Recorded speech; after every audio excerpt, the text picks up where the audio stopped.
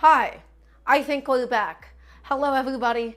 Welcome to the cooking show. Welcome to the cooking stream. If you were watching this live, we experienced some mild technical difficulties. I may or may not have knocked over a glass of water on the power strip. It did not get on my laptop. I was able to unplug everything, dry off the cables that I needed to go in. So we should be okay for today. That is not the way that I wanted to start off. That's all right. That's okay. It happens to the best of us. Hello. Welcome on in, everybody. It's good to see all of you. I wish that I could see all of you under some better and more timely circumstances, but that's okay, and it happens to the best of us. Hi. Hello. It's good to see all of you guys. Welcome on in. Welcome to the show. Hope you're all having a good Friday. If you're watching this live, it is currently Friday, 5:15 p.m. EDT. And hello to all of my lovely sous chefs. Hello to Jack. Hello to Eliam. Hello to Shai Chica. Hello to Pachirisu. Hello to Trash Can Cat Mom. Hello to Tarina, Scroblo, Eliam. It's good to have all of you. So, I'm a little bit frazzled. I'm a little bit out of it for a second, but that's okay because we're going to get back into it. We're going to get into all of the different festivities for today. And we'll be making a roasted chicken for today to be able to celebrate a very nice stream. I will now be keeping my water behind me and not in front of me so that it will never knock over onto my stuff again. So that won't happen again. You'll never catch me lacking like that again. Welcome on in, everybody. It's good to see all of you. So, take a nice big deep breath. Let's get back into this. So everybody, we're going to be doing today a really beautiful roasted chicken. I have a whole roasted chicken that we're going to be preparing, and we have a lot of things that we need to get rid of. A lot of the inspiration for today comes from the fact that I had some produce in my fridge that was going a little bit old, and so I wanted to make up the most of it. Specifically, parsley, sage, carrots, potatoes, and leeks. That was all stuff that I had sitting in my fridge, and that is what home cooking is all about. Home cooking is all about using up what you already have at home and making sure that it does not go bad by the end of the week. Home cooking is not always cooking what you always want. It is not jumping in between different cuisines and making every single dish that comes to mind. Home cooking is all about the compromise and using the things that you have. Also, Catholic Queen, welcome on in. It is lovely to have you. So let's do a walkthrough of all of our ingredients, and then we'll get started for today. Everybody, for my roasted chicken, I have a massive chicken. And as always, we exclusively work with whole chickens on this cooking show. Only whole chickens because we get to keep all of those bones. We get to make a beautiful chicken stock out of the byproduct, and we do save money on average, typically speaking. If you were to buy 2 legs, 2 wings, 2 breasts, and the subsequent chicken bones, it would be a lot more expensive than if you were to just buy a whole chicken. I'm going to be showing you how I want to break it down for you today. It's going to be really easy. Anybody can do this, and I want to get you all into the habit of buying whole chickens. So can I please get a nice yes, chef? The only thing that I did was I dry brined it, I heavily salted it in advance, and so we'll talk about why and the benefits of doing so. Okay, so let's go ahead and put that back down. Everybody, here's my lovely assortment of vegetables for today. I have some potatoes that I've had sitting in my fridge that I wanted to get rid of. I have some lovely carrot as well. Also, thank you for gifting 12 months to Catholic Queen. That was a 12-month gifted sub. Oh my goodness. Thank you so much. I really appreciate it. We have some carrots that we're going to be roasting. We have some onions as well. We have a lovely shallot that's going to be made into the sauce. We have some garlic for the flavor, for the pungency, my friends. Okay, so all of it right here, all of it ready to go for today. Let's go ahead and set that behind me. And then once again, everybody, another one of my inspirations for today was these lovely leeks. I have all of these yummy, delicious, sweet leeks. We're going to be charring them. We're going to be sauteing them alongside the carrots. It's going to be yummy. It's going to be really delicious. And so I'll be walking through how to process that as well. And the leek tops will be used towards the chicken stock. Last but not least, everybody, the main inspiration for today, I'm going to say it again and again, is to use up the things that I already had at home. I have a bunch of fresh sage and I have a bunch of fresh parsley. So the sage and the parsley, they're going to go into the chicken stock. They're going to go into the final sauce. They're going to cook with the chicken as well. And it's going to make everything nice and aromatic and delicious. I want to get you all into the habit of making the most out of what you have. You don't always have to go buy a million new ingredients. We have to look at what we have, evaluate what we can do with it, and take inspiration from it. By learning a lot of different cuisines, by learning a lot of different dishes, you can look at one ingredient and then see 100 different ways that you can do something out of it. And that is what we're doing today. We picked a pathway, we're doing a cream sauce, we're doing some vegetables, we're doing a chicken. And so Really simple stuff. We have to make the chicken stock. We have to break down the chicken. We have to get everything into the Dutch oven. It's gonna be delicious. It's gonna be phenomenal. And so I would love to hear a nice resounding yes, chef, from everybody watching, please, and thank you. Oof, I'm a little bit frazzled from that start today. I'm gonna have a sip of water this time without spilling it over. Yeah, that was not the opening that I wanted to happen, but we're still in it. Everything is still going to work out, my friends.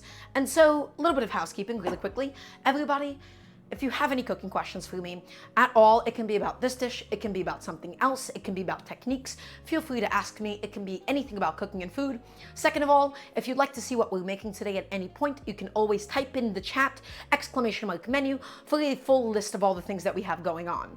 The third thing that you can do, if you would like to financially support the show, if you like what we're doing here, type in Patreon. My goal is to be able to do this full time one day, and so any and all support on the Patreon would be really appreciated. Okay, so we have all of that out of the way, finally. We're gonna begin with breaking down a whole chicken. We're gonna get all of the vegetable scraps ready for the chicken stock. And so let's go ahead and begin. As always, everybody, when we're making a homemade chicken stock, my favorite way to do so is to use a pressure cooker pot. Because making a chicken stock oftentimes takes quite some time. You have to leave it to boil for 3 to 4 hours if you want a very rich chicken stock. Pressure cookers, they do an incredible job of making that process so much faster, and so I highly recommend anybody, if you are cooking at home, if you are cooking in a home setting, get a pressure cooker for your chicken stocks. It makes it so much more realistic to do it, especially after a day of work. Okay? You get to get it done, and you get to have the joy that is homemade chicken stock. It's golden, it's delicious, it has so much flavor, it has so much oomph to it. Everybody should be making their own chicken stocks. Okay. Also, my voice is a little bit shot for today, so excuse me if I need to take a couple of breaths every now and then. So, what is the other added benefit of making a homemade chicken stock? Well, it's a very nice resourceful way of using up vegetable scraps that you will have through your regular cooking process. Specifically today, one of the most abundant scraps that we're going to have is these leek tops, my friends. Leek tops, the green part of the leek itself, super delicious, super aromatic, but it's not all that good for eating. It tends to be quite fibrous, it gets stuck in your teeth. This is something that is very nice to just throw inside of your chicken stocks. And so, the only thing that we have to do to it, my friends, is just make sure that we're getting rid of all of the sand from it. Leeks are notoriously dirty. They have a lot of sand, they have a lot of yucky stuff in there that you don't exactly want. And so, we'll just be taking this and processing it up a little bit. We'll be taking off the really just like the thickest, the greenest part of the leeks, okay? And you can already see that there's just like a pocket of sand inside. That's okay. We'll work with it. I'm going to teach you exactly how I want you to fix it, okay? Just take it and make a bunch of incisions all the way around until we have removed most of the really, really dark green parts of the leeks, my friends. The rest of it we can leave on. It's an approximation. We don't have to get too crazy with it, okay? And let's do the same thing here. So once again, we just slice off the tops. We slice off the tops. We slice off the tops. Excellent. Okay, and so, everybody, we really need to make sure that we get rid of all of the sand in between the layers. Okay, again, leeks, they have a lot of sand. They have a lot of dirt. You don't want to have any sand or dirt in your final chicken stock unless, well, you're into that kind of a thing. But not me. I don't want sand. I don't want dirt. So we have to go ahead and clean these bad boys up a little bit. Okay, so my favorite way to do so, everybody, as always, is using one of my favorite kitchen tools, the salad spinner. So the salad spinner, it's going to be like a 2-in-1 little strainer. All that we're going to do is just make sure that all of the layers of the leeks are nice and separated. Okay, this bad boy I'm actually going to be using later on. We're going to just take this and just clean it up a little bit. And once again, this little guy right here we'll be using later on. This is just the core of it still. Separate all the layers. Separate the layers, my friends. Separate it, and separate them. Awesome. So, we have all of these leek greens. Again, they're super alliumy. They're super delicious. They're super aromatic. We need to go ahead and fill it up with some water. And all we have to do, my friends, is just wash it up.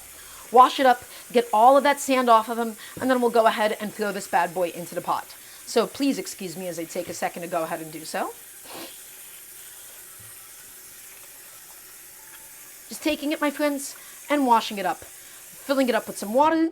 And the only thing that we have to do now, let's go ahead and get our hands in there and just really, really get all of the layers of sand out of there, my friends. Get all of those little gritty bits. We want them all gone. We want them all out of here. Wash those leeks and wash them good. Okay, do not slack on this process. Do not skip out on the step. You do not want a dirty stock that is full of sand. Okay, that is the last thing that you want. So be very, very thorough with the step, my friends. So just take it, go in there, wash up all of the layers, get all of the dirt, get all of the sand off of them, and just keep going.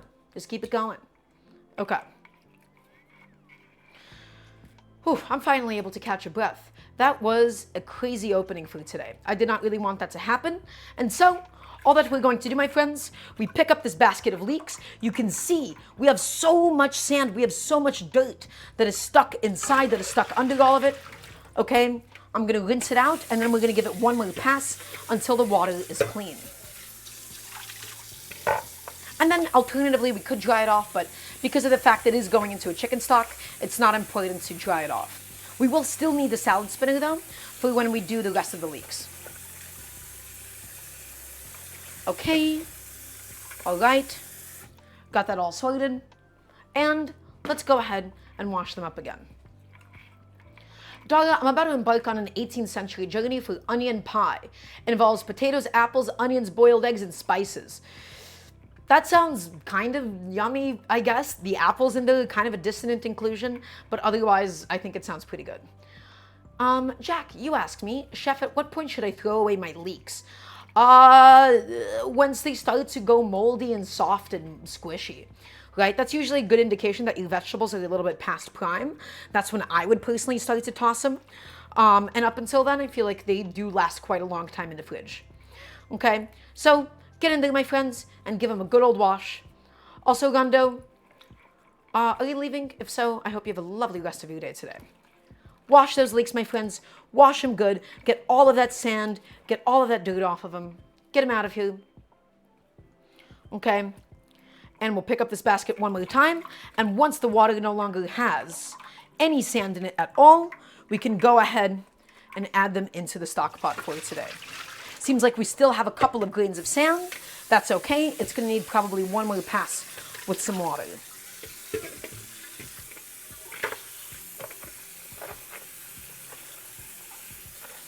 Okay. Everybody, again, I'm sorry about how long this process has taken. This is what it means to cook with leeks. You have to be this thorough with it. It has to take up this much time. Okay? You really, really don't want to end up with any sort of cooking disasters. So keep it going, my friends. Be thorough. Don't sleep. Don't slack on this step at all. Okay? Get in there. Okay? And I think we should finally, at this point in time, I'm going to say that we should be okay this time around. Also, welcome on in. It's lovely to have you. Howdy, howdy. It's good to see you. Okay, everybody, I do believe that I've gotten rid of the last of the sand from my leek greens.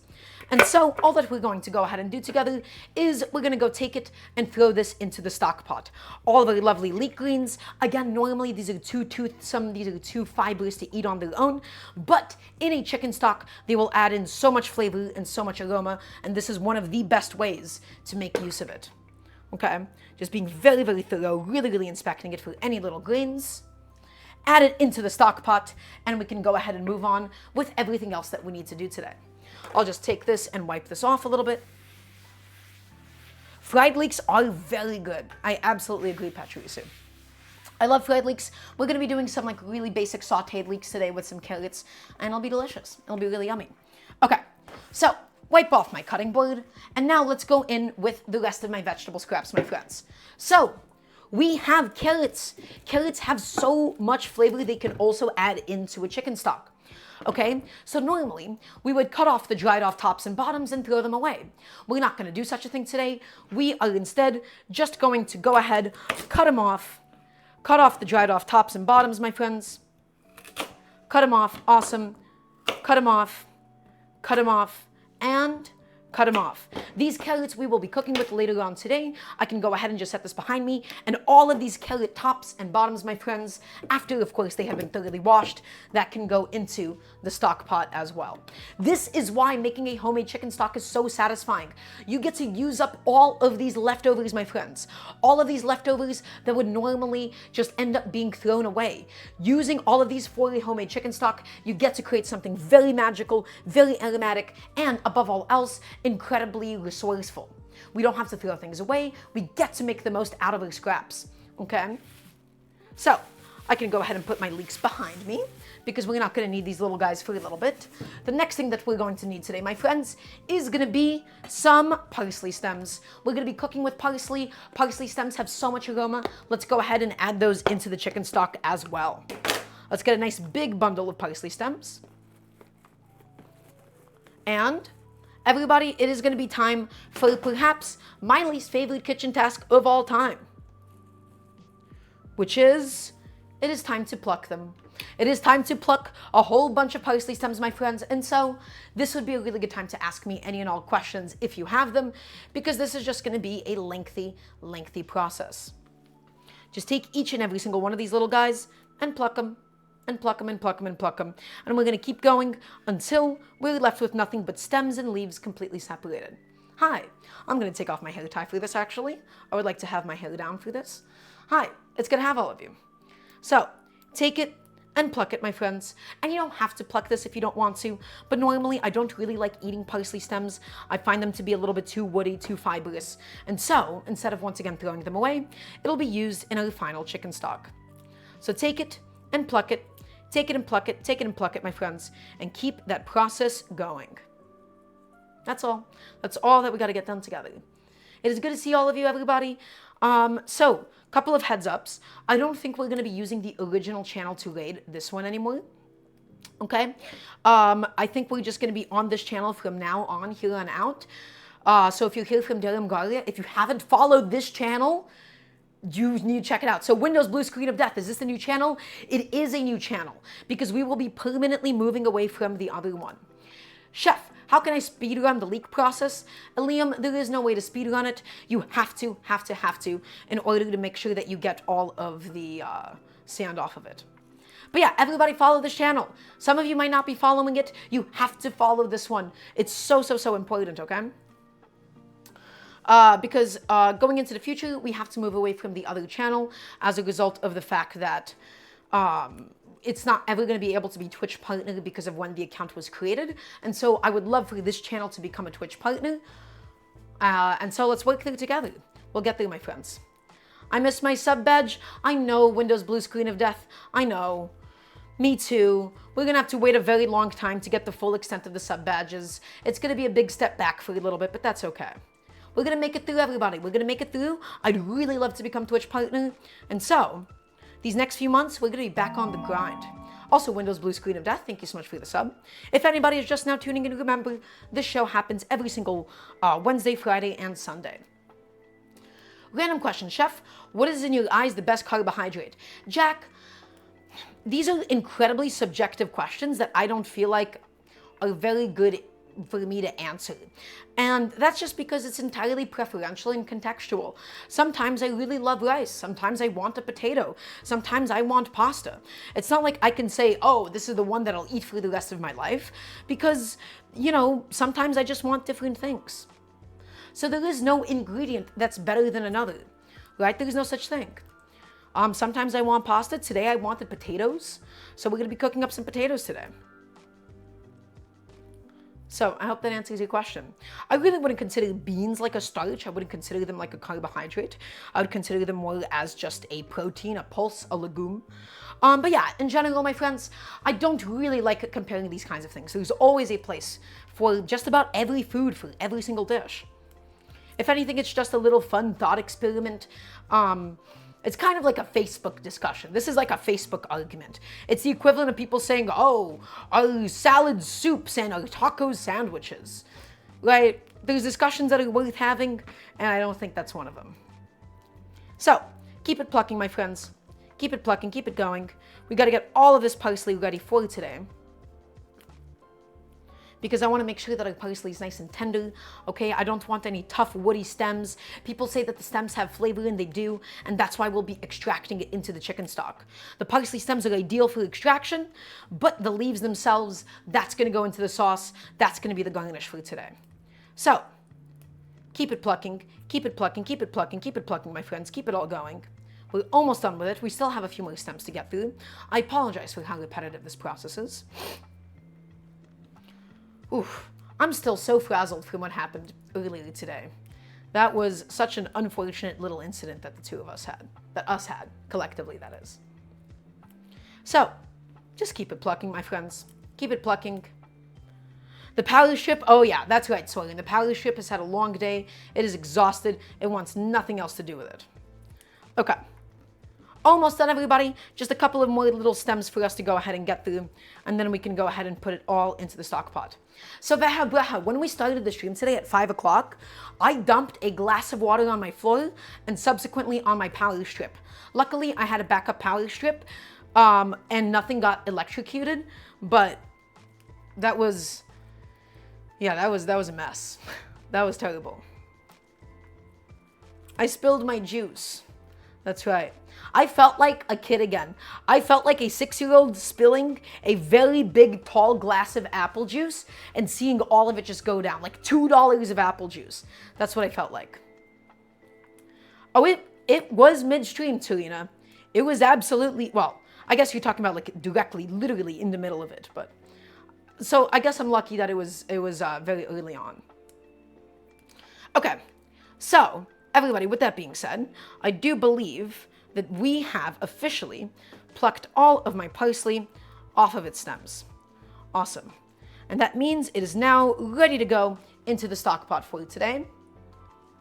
And the leaves we'll be talking about a little bit later on. We have no use for these little guys right now. Okay, so into the stock pot, all of my lovely, delicious, aromatic parsley stems go. And then everybody, last but not least, we need to break down a whole chicken. I can go ahead and put the rest of my parsley in the fridge. I'll take these lovely little leaves, stack them up, scoop them up, and put them onto this plate. There you go. And these will be used as garnish. These will go into the sauce. These are going to become really delicious. Okay. So, a bunch of my parsley leaves. I'll go ahead and set that behind me. And now, everybody, last but not least, it is time for us to break down a big, beautiful whole chicken. Okay? So I'm going to make some space. I'm going to move a couple of things aside. And we got to break this bad boy down. I'm going to tie up my hair, put on some gloves. And so, everybody, once again, I want you to get into the habit of breaking down your own chickens. It is cheaper, and you get all of the bones to make into a lovely homemade chicken stock. Homemade chicken stock is incomparable to boxed chicken stock. Boxed chicken stock, you're paying $2 for a box of mostly water weight. It's incredibly diluted. It's barely gelatinous. Okay, and it has a very awful canned/boxed flavor. If you were to use another alternative, I would always recommend either bouillon powder or better than bouillon. But please, my friends, if you can, I want to get you all excited about working with whole chickens. So, we're going to be actually keeping some of the bones on today. We're going to be doing something called spatchcocking. So normally, I take off everything, we break it all down into its individual pieces. But today, I want to keep the bone that is under the breast of the chicken itself. It's going to go into the oven, and the bone essentially slows down the cooking process of the breast. The chicken breast is normally the part that dries out the soonest. If I were to break this down into the legs and the breast and the wings respectively, the breast would get so dry. So, we're going to be spatchcocking it. I'm going to show you exactly how to do that and what that means. Spatchcocking is a fancy word for essentially taking out the spine of the chicken. So, the kitchen tool that you will need today, my friends, is a nice pair of chicken shears. Also, it has two chicken wings.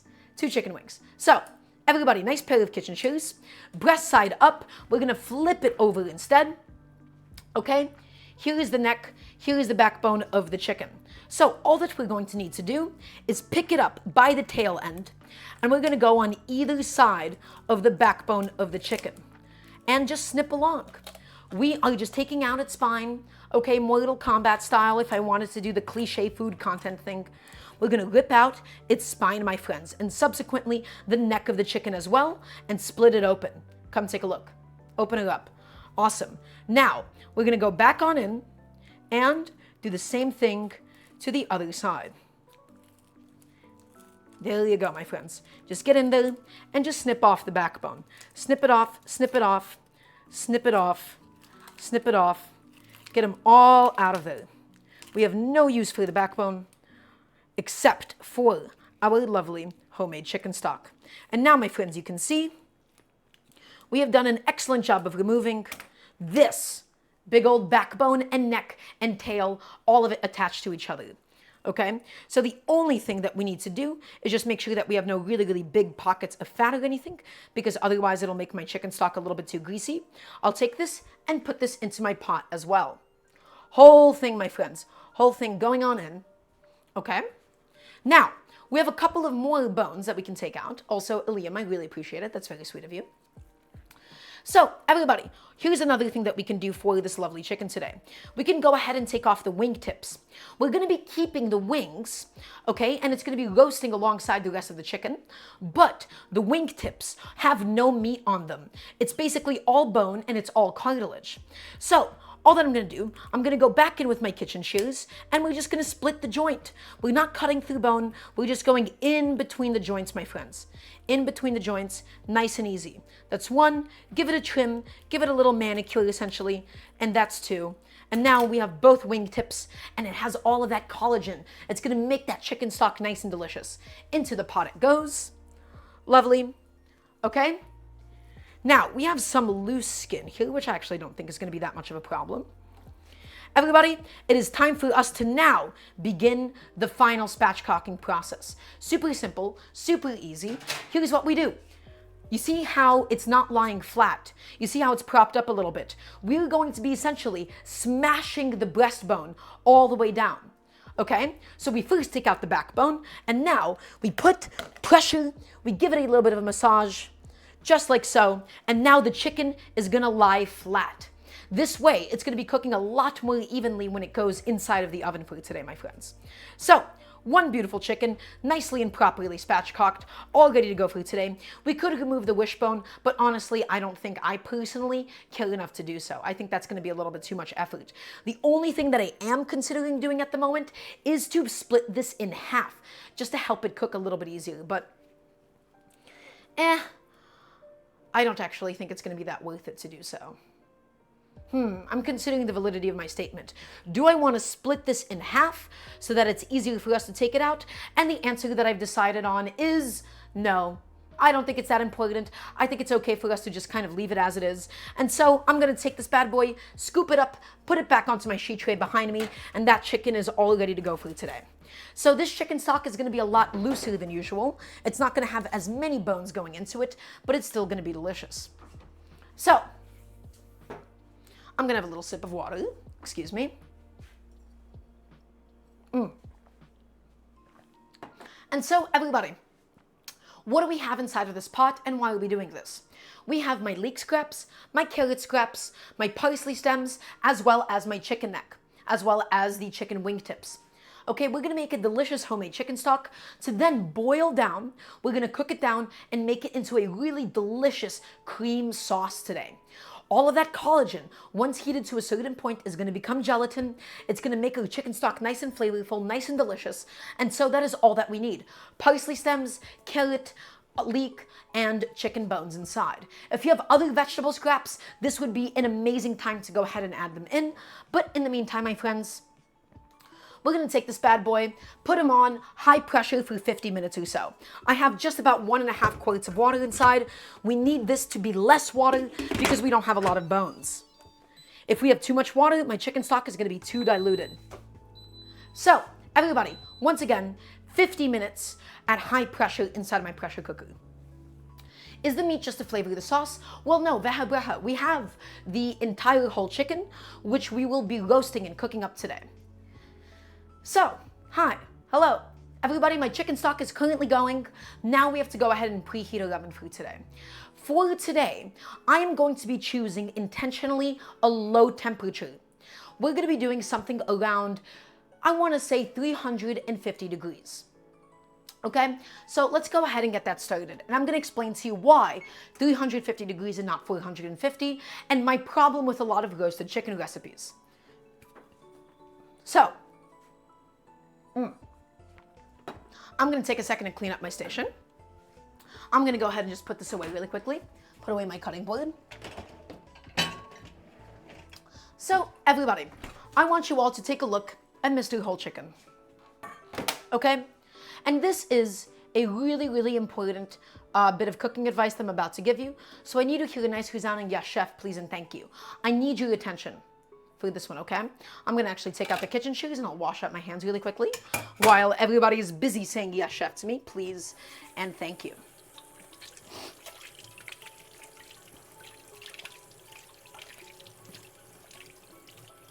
So, everybody, I have a question for you. How many times have you made a roasted chicken and on the outside it looks perfect, it looks golden, it looks crispy, the outside breast even looks perfectly white, but then you go in towards the bone and it is raw when it is close to the bone? How often has that happened to all of you? I want to hear a nice me, chef, please and thank you. Also, Trash Can Cat Mom, happy Friday. I'm glad that work is over. Okay? So, everybody, have a listen. There is a very big problem here, which is the thicker your piece of meat, the lower of a temperature that you actually want to cook it. I'm going to say it again. The thicker your piece of meat, the lower the temperature you want to cook it.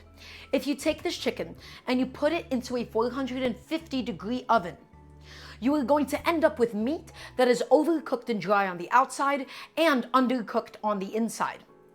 This is, by all means, a massive, massive, massive chicken, my friends. This thing is massive. It is huge. If we were just to cook this as is at 450 degrees, it is not going to cook in time before the outside overcooks. So, here's your rule of thumb. The thicker the piece of meat, the lower the temperature for a longer period of time. We're not doing this at 450. We're not doing this at 325. We're not doing this at 400. We're doing this exclusively at 350 degrees today. Why did I make a new Twitch chef? Well, Dreamer, it's because my other account can never become Twitch partner because of the fact that it was made at a certain date before I turned 13. And so we're on a new channel because I would love to become partner. Okay, so everybody, once again, we cook a big, thick piece of meat on a low temperature over a longer period of time. I want this chicken to be evenly cooked all the way through. Additionally, spatchcocking it helps it to cook more evenly. If you were to cook a whole chicken without first taking off the backbone, what you would end up with is breasts that are overcooked and legs that are undercooked. We're intentionally keeping the breastplate on the breast meat itself because the bone slows down the cooking process. And by spatchcocking it, we accelerate the process of cooking the legs. So, once again, everybody, my oven is at 350 degrees. I'm gonna take this chicken, set it behind me, and we can do some of the prep for today. We are gonna be specifically beginning with my potatoes, lemons, and onion. Okay, the carrots and the leeks I'm gonna be cooking up separately. Okay, but everything is gonna slowly cook. The potatoes, they're gonna steam inside of the pot. The potatoes are gonna soak up all of the chicken fat. They're gonna soak up all of the chicken juices. We're gonna throw in a lemon as well, and it's gonna be delicious, my friends. Just you wait. Okay, so I'm gonna get my cutting board. I'm gonna get it all ready to go. And so we can begin. Let's flip it over actually. We can begin with breaking down some of the vegetables for today. I have this one sad old leftover onion. All that we have to do, my friends, is just chunk it up. This is gonna go into a 350-degree oven for a lengthy period of time. As a result, we don't want to cut this up too small. We want nice, big, generous chunks. So, onion, let's go ahead and cut the head off. Cut him off, decapitate him, get him out of here, take it. We're gonna also shave off just the roots off of it because it was a little bit dirty, and slice him in half, my friends. Slice him in half, and this way we can easily peel him up. Peel him up, get rid of all of that onion skin, my friends. All of it off, all of it gone. We have no use for it. Little tiny baby onion must go into the oven. Okay, he is a little bit old. He was the last of my last batch of onions that I bought. And so I figured I may as well throw him in with the rest of the vegetables. So Everybody, one little onion. We're gonna do the onion fan method, except all that we're really, actually, we're not even gonna do the onion fan method. Everybody, we'll just chop off the root of the onion. Just take it like this, and then we'll thwack it into the pot. I'm gonna literally thwack it into the pot. You will see what happens. Cut off the root, cut it in half, and then once we thwack it in, it's gonna all separate into its little layers. Ready? So, let's go to the stove. Let's go to my pot. Let's take this bad boy. And everybody, when I say thwack it in, I mean thwack it in, because it separates all of the layers for us so that we don't have to do it individually. Thwack it in, just like that. Nice and easy, right? We don't have to chop it up anymore. We don't have to separate it anymore, okay? We just want nice, big pieces that will easily, just sort of like stay nice and intact, because I want like whole chunks of vegetables. Additionally, if we were to cook this at 425 degrees, things like onions, we would risk them burning. I don't want burnt onions. They'll be bitter. That's not what we're looking for today. Okay, next thing that we have to go ahead and get done, my friends, let's just go ahead and get a lovely lemon into this pot as well. And so the idea is the chicken is gonna sit on top of the potatoes, it's gonna sit on top of the onions, it's gonna sit on top of the lemon. We're gonna get all of this delicious juice at the bottom of the pot, and it's gonna be phenomenal. The lemon zest, the juices, it's gonna make it nice and acidic. The zest is going to go ahead and give everything a beautiful aroma. The only thing that we need to do for this, my friends, is take them, slice them in half, and set them down inside of the pot. Now, if you would like to get a little bit fancier with it, I'm gonna go in there and just scrape off the seeds so that little seeds don't get in with the rest of my vegetables. Okay, so little paring knife, scoop out the seeds, anything that's like an immediately visible seed, just scoop it all out. Something like that, something like that. Some people, what they do is they wrap a lemon in some cheesecloth. That's also a really good method. Also, Dental Phantom, welcome on in. We are officially moving over to this new channel. We're officially moving over to Daramgar TV. This will be the new home of the cooking shows. So, everybody, my lemon, right here, all ready to go. I'm actually gonna add him in a little later on, and you will see why. And now, I have some lovely potatoes. So, everybody, these are gonna be whole roasted potatoes, meaning I wanna keep that skin on. Okay, I want that skin. The skin is, first of all, three things. It is the majority of the flavor of the potato. Also, for Forsaken Dreamer, thank you so much for the sub. Cuban Pete, I'd really prefer to keep this stream PG-13. Thank you very much. So, everybody, I would like to do a few different things here. Number one, we keep the skin on, okay, because it's flavored. Second of all, it is texture. Third of all, it is the majority of the nutritional value within a potato. Unless you're doing a mashed potato or like a fried potato, you don't particularly need it. Also, Forsaken Dreamer, welcome on in. It's lovely to have you. My eyes are wide. Well, let me tell you right now, Cuban Pete, my eyes are just kind of naturally wide. I've been told that I've had very big eyes my whole life. So, I'll take that as a compliment. I like having big eyes. I like looking at people with my big old eyes. So, everybody, Vyvanse. Ooh, potato. I also took a Vyvanse before my stream today, so you're kind of right. Functionally, you're basically right here. Potato. I had a Freudian slip there. Lovely little potato. We have to go ahead and get rid of the eyes of the potato, my friends. Okay? We have all of these little eyes. It doesn't make for good eating. It's not a very good texture. Let's go ahead and just dig them out. Nice paring knife. Something little, something agile, something that lets you maneuver around the vegetable itself. Okay? We have to go ahead and poke out their eyes, because I'm the only one that can have big old beautiful eyes, on this cooking show at least. Take them out, scoop them out, and just clean up these potatoes, my friends. Get them nice and presentable for today. Okay?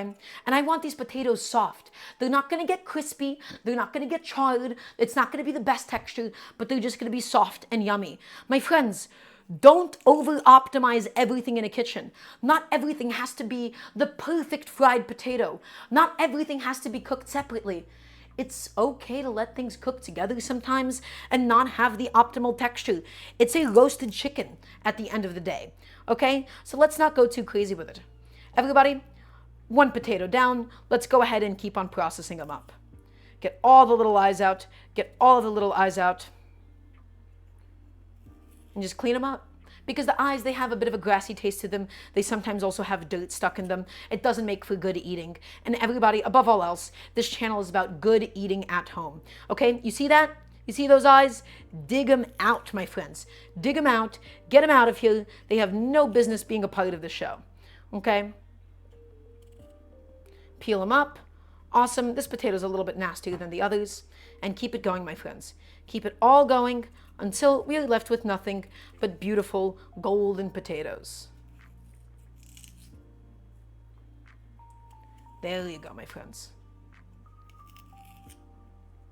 There you go. Okay.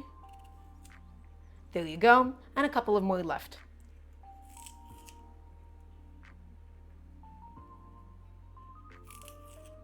There you go, my friends. Vegetable peeler would be nice for you. So you can do that. Oftentimes, my friends, vegetable peelers, they have this little guy, which could be used to remove eyes. Me personally, I like doing it the old school way. I like using a paring knife, but this is entirely preferential. It is entirely up to you and the tools that make you feel the best using them. Me personally, though, I like a paring knife because it lets me maneuver a lot better. I get to really go around the potato properly, you know? Because sometimes I need to peel off some skin, sometimes I need to go in a little bit deeper, and as a result, I don't love using the vegetable peeler method. Although, don't let me stop you. Do what you want, my friends. Do what you want at the end of the day.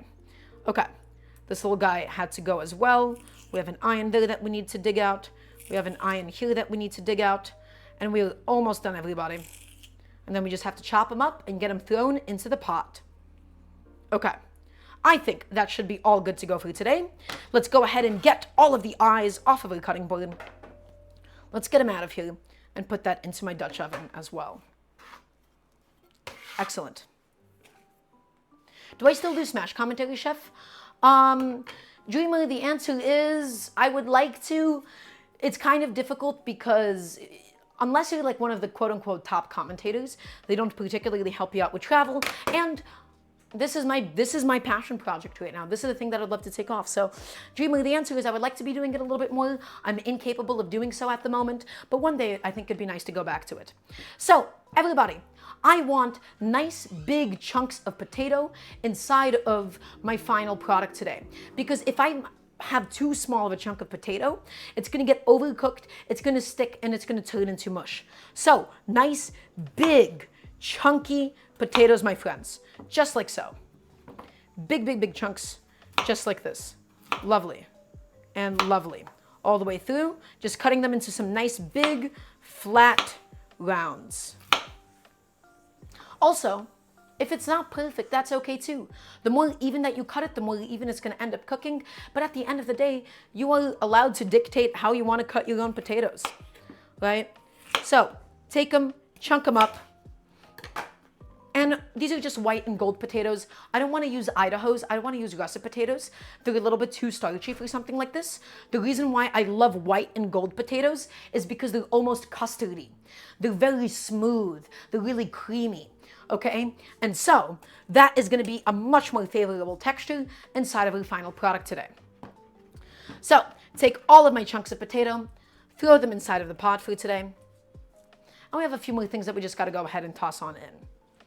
My pressure cooker is going, it's building up pressure. We're making that delicious homemade chicken stock, my friends. Okay, awesome. So, what else do we want to go inside? I want a few more things. I want some garlic, and I'm also going to want some olive oil and sage. This, my friends, was the biggest inspiration for today. I have a bunch of sage, and I want to get rid of a bunch of sage. And so, chicken with fresh herbs is one of the oldest pairings known to mankind, my friends. Chicken with sage, chicken with rosemary, chicken with thyme. All of it is so, so, so delicious. All of it is so incredible. So I have here a big old bushel of sage, 2 big bushels of sage. Oh yeah, we're gonna be using the heck out of this guy today because again, my goal is to really, really use up a lot of the stuff before it goes bad. Oftentimes, a really big problem with fresh herbs is that you can only buy a massive pack of it. You can't buy a very small quantity of it. And so, it's important that I show you in all the different ways that we can use a lot of it at once without overdoing it. So, everybody, big old sage leaves. I'm not going to keep the stems on because I kind of want to bite into some of the leaves occasionally. If you didn't want to bite into them, well, then you can just keep the stems on and then just sort of pluck it out once it's done cooking. But that's not exactly what I'm going for today. Okay, so I'm going to pluck off the leaves. Pluck them off, pluck them off, pluck them off, get them out of here. And we're going to keep them nice and whole, my friends, because if we were to chop these up at all, they'll be the smallest pieces, they'll burn a little bit easier, and so that is not what we're looking for at all. Okay, so just take it and pluck off those leaves. Pluck them up, pluck them up, pluck them up. Pluck them up, keep going, until we have nothing but a big old pile of sage leaves, my friends. Let's take all of that and add that into the pot. And it's going to be aromatic. Lemon and sage and onions in there. And last but not least, my friends, we're going to get some garlic into the mix. So sage goes in. And now let's go ahead and work on some garlic. The garlic, we're intentionally going to be keeping skin on. So this is not something that I typically do. Normally I crush garlic, normally I do something else to the garlic, but the reason why I'm keeping its skin on today is because if we don't keep its skin on, the garlic itself could easily risk burning. The garlic is the sweetest thing in the pot. It has the most amount of sugar. It is the thing that most easily burns. And so by keeping its skin on, if the skin at all scorches, it protects the very delicate flesh on the inside. So the only thing I'm going to do these garlic cloves is just quickly take them and just slice off the butts so that once we do take them out, it easily peels. Okay? And let's get a few more garlic cloves into the mix. Everybody, the more that you chop garlic, the more that you dice it, the more that you crush it, the more that you process it, the more pungent it ends up being. Okay, this is whole garlic. This isn't pungent. This isn't at all the intense garlickiness that you would associate it with. If we were to chop it, if we were to process it, then it would be much more pungent. As a result, we can get away with a lot of garlic inside because of how weak it is at this stage. So, take it and just cut off those butts, my friends. And this is just going to make for easy peeling. The dried off butts are the thing that make it most difficult to peel later on. And so just take it and cut it. Take it and cut it. Chef, can we have too much garlic? Tarina, the answer is absolutely not. There is no such thing as too much garlic. So, whole cloves, skin on so that it protects the tender, tender flesh. Okay? And now, my friends, we have to season this pot. We have to season it. And you could theoretically, if you wanted to, you could do an entire head of garlic. There is no shame in that at all. An entire head of garlic would have also been phenomenal. So everybody, we have a big old pot of vegetables. If we were to add this in as is, it would stick and burn. We need a little bit of olive oil just to lubricate everything, just so things don't dry out inside of the oven, and we have to generously season all of it. So, we will be getting some chicken fat. The chicken fat itself is going to be coming off of the chicken and also coating the vegetables. So we just need enough olive oil to get all of this stuff started. And it's going to also help the seasonings to stick. Olive oil goes in, just like so. And then everybody, we're going to take a nice big old spoon and mix it all around. Forsaken Dreamer, thank you so much for the 2 gifted subs. Thank you, thank you. Also existente, I don't think that's an command that I have, but thank you for reminding me to put that in as a command at some point. So, we're going to first make sure that all of my vegetables are nicely lubricated with the olive oil, because the olive oil is going to make my seasoning stick to it.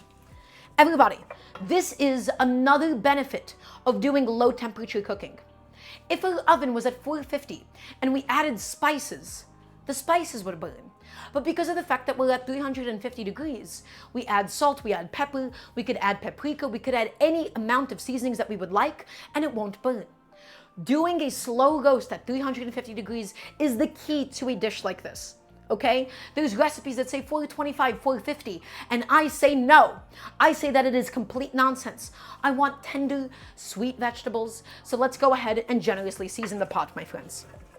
So, just make sure that everything is nicely and generously coated with all of that olive oil. Next, salt. How much salt? The answer is a lot of salt. We have a lot of vegetables inside, and we want those potatoes and onions seasoned, my friends. So, salt, 1 big pinch, 2 big pinch, maybe a 3rd pinch as well. Goes in. Next, a bunch of black pepper. And as always, You can never have too much black pepper. Grind it in, grind it in, grind it in, grind it in. Get it all in there, my friends. Get it all inside. And I'm keeping my flavor profile today really, really simple. Salt and pepper, we have sage, we have lemon, so it will have aroma, it will have flavor. That is not going to be a concern for us at all. So, black pepper, and quite frankly, too much black pepper. Well, you can never have too much black pepper. Take it and really, really thoroughly mix in those seasonings. You have big chunks of potato. Make sure that it's all coated. Make sure it's all coated all over your onions, my friends. Get them all nice and seasoned. Get everything nice and incorporated. Make sure that it's all evenly distributed. Also, please try your best not to drop a potato from the pot while you're doing this process. Try your best at least. Okay, I'm gonna just wipe that off, 5-second rule. That should be okay. And just keep on mixing. Guys, you can't over mix this, but you can definitely 100% under mix it at this stage. Okay, and just be gentle so that the salt doesn't end up scratching the Dutch oven or anything. Be gentle, be gentle. Everything should now be nice and evenly seasoned, my friends. Okay, and this is the bed. This is going to be the bed for the chicken. Make sure that it's not too thick because the goal is for this bed to be all on the bottom. We don't want potatoes stacked on top of each other because otherwise they're not going to make contact with the bottom of the pot. So everybody, just stack it in there. Make sure that there is enough space for everything to just be touching the bottom as much as it can. And look at our beautiful pot. And it already smells wonderful. Garlic, sage, lemon.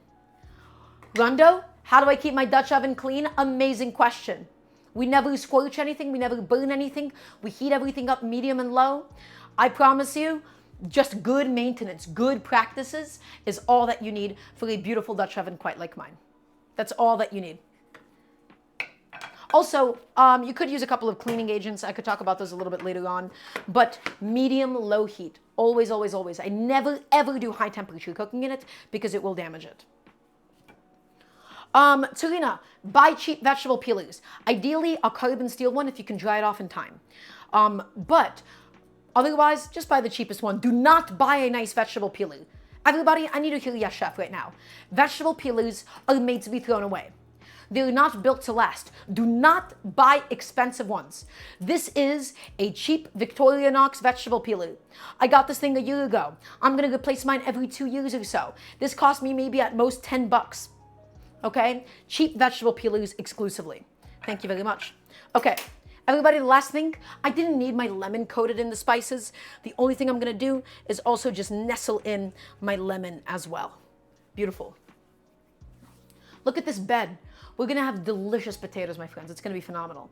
Okay, one last thing that we have to do is just do the final seasoning on the chicken. And we got to talk about what we're doing and why we're doing it. So everybody come take a look. Come take a look here, please. Here's my whole chicken.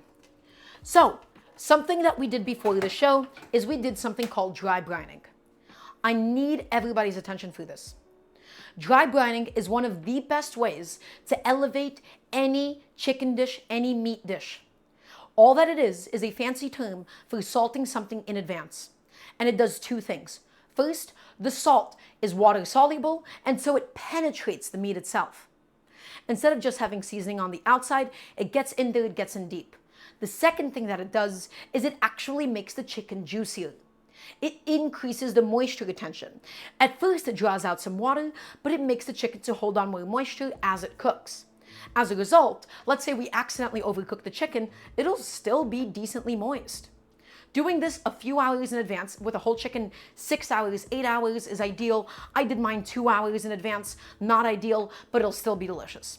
Okay, the only other thing that we are going to need to do at this stage, my friend, is lube it up with some oil and put some black pepper on it. So Soren, the advantage of dry brining over wet brining, which is to put something in wet, salty water, is that it keeps the skin nice and dry. By keeping the skin nice and dry, it allows the skin itself to become nice and crispy. Okay, so I hope that answers your question. With wet brining, although it really, really evenly penetrates it, the issue is it becomes sopping wet and it's very difficult to cook with afterwards. Okay, The last thing that we need to do, my friends, is just paint it up. We're gonna get seasoning on both sides of this chicken. This is a thick boy, okay? That's how I like them. I want a nice, big, massive piece of chicken, my friends. And so it needs a lot of seasoning to justify it. All that seasoning that we put on now is gonna sit on the outside. So I'm gloving on up, putting on some gloves here. And we're gonna just add in some salt and some pepper, like keeping it really simple today. But because of the fact that we're doing this at 350, you could use any assortment of other seasonings that you desire. Okay, so a little bit of olive oil. My salt is all ready to go, my friends. I'm gonna take this chicken, we're gonna flip him over first. Flip him over, just like so. And now we have all of this exposed flesh from the legs. So here's what we do, my friends. First thing that we do is we grab a paper towel and we pat him dry. This moisture is not going to be needed in the cooking process. It's going to make it more difficult for the chicken to get crispy. It's going to just release a bunch of water as it cooks. So please be thorough in patting this chicken nice and dry. Pat it dry, pat it dry, pat it dry. Okay?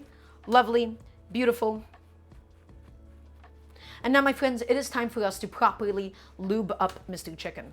We're gonna get some olive oil on there. Why olive oil? It's a nice, delicious fat. The fat is as much of an ingredient as everything else is. No canola oil, no vegetable oil, no neutral oils, only olive oil for a dish like this. Okay? Patting him up nice and dry. Let's get rid of this. Everybody, olive oil with my clean hand. Little bit of olive oil, just to make the seasoning stick and to help get the skin nice and crispy. Okay? Just get that olive oil all the way over, get it all spread around, and everybody, having a sheet tray to do this on makes this job so much easier. I love this piece of kitchen equipment. It is one of my favorites of all time. Same exact deal here, my friends. A little bit of olive oil, take it, and just go ahead and make sure that it's nice and coated. It's gonna really make sure that the seasoning sticks to the bird itself. Okay? So that has now been all done. That has now been all accomplished. We're gonna flip him over one more time and get the seasonings on him. Flip him over. Everybody, nice, generous amount of salt going on. And always, when we season from up high. If you season close, you're gonna get a bunch of hot spots where there's a lot of salt in one place, but not all over. Big pinch of salt, my friends, nice and up high. Look how high up I'm going. Super high, but look how evenly it's getting seasoned. Nice and up high, and dust it. Dust it, dust it, dust it. Make sure that it's all nicely and beautifully seasoned. Just like that. Awesome. Now, I'm gonna have to take off this glove. We're gonna go ahead and get some black pepper on. Also, I forgot to loop the music today. I do apologize. Let's go ahead and fix that up really quickly. Okay? Everybody, there you go. And that's okay, Grundo. Sheet trays are meant to be broken. That is their entire function in life. These guys are meant to take a bit of a beating. So, a bunch of black pepper goes on. I'm gonna take this bad boy, we're gonna flip him over one more time. Flip him. I'm gonna get rid of this glove now. This way I'm the most efficient with my glove usage. Take off the glove. Everybody, in goes another big hit of salt. Also, Tarina, I absolutely cook with music. Everybody, if you haven't seen it, the Katamari Damacy OST is on Spotify. That has been my ideal cooking music lately. Please go listen to the Katamari Damacy OST. It is maybe one of the best video game OSTs of all time, hands down. It is beautiful. Katamari Mambo as well. Oh, that song is perfect. Anyhow, so once again, guys, season it from up high, season it high up so that the chicken is nice and evenly covered. And now let's go lay this chicken on top of the vegetables, on top of the potatoes, on top of the onion. I'm gonna grab this bad boy and just stack them on. Take this whole chicken. Big guy, we got a big guy right here. I bet I can pick him up using just a wooden spoon. Let's see if that was at all accurate. And the answer is somewhat. Actually, that was a terrible idea, and that was a waste of my time. I should have probably used anything else. Let's just use 2 gloves again. Just so that I don't have to wash my hands too much.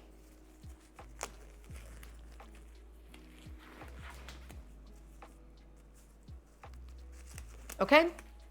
Everybody, big old chicken. We got a big boy. We're gonna grab him and we're going to put him just like this inside of the Dutch oven pot. There she goes. Stack him in, get him in there, get him in nice and comfortable. And now, well, maybe it should go the other way. Let's see. Which way does the chicken have more space? He barely fits. Actually, this seems to be optimal. This seems to be ideal. Okay, everybody, that is it. That is a chicken inside of the pot. He is all stacked up in there. He is all ready to go. And so let's do a little recap of all the different things that we have inside. This is gonna be my beautiful whole roasted chicken. We have some potatoes.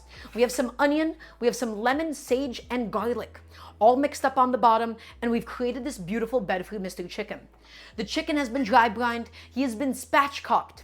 We season him with salt and pepper, of course some olive oil, and on goes the lid, and he's going to go lid on for about 45 minutes at 350 degrees. Then we take the lid off and increase the temperature to hopefully get the skin crispy. Guys, I do not like 450, 425 degree roasted chicken recipes. I do not.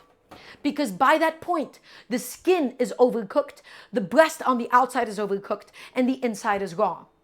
By doing it low and slow, 350 degrees for an hour, and then cranking up the temperature, it'll evenly cook through, my friends. So, big old Dutch oven. In fact, I might make it easier for myself by putting it onto a sheet tray to go into the oven. I'm gonna show you what I mean in a second.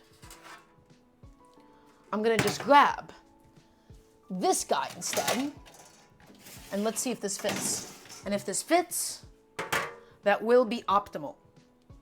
Okay, yeah, that seems to do a much better job, everybody.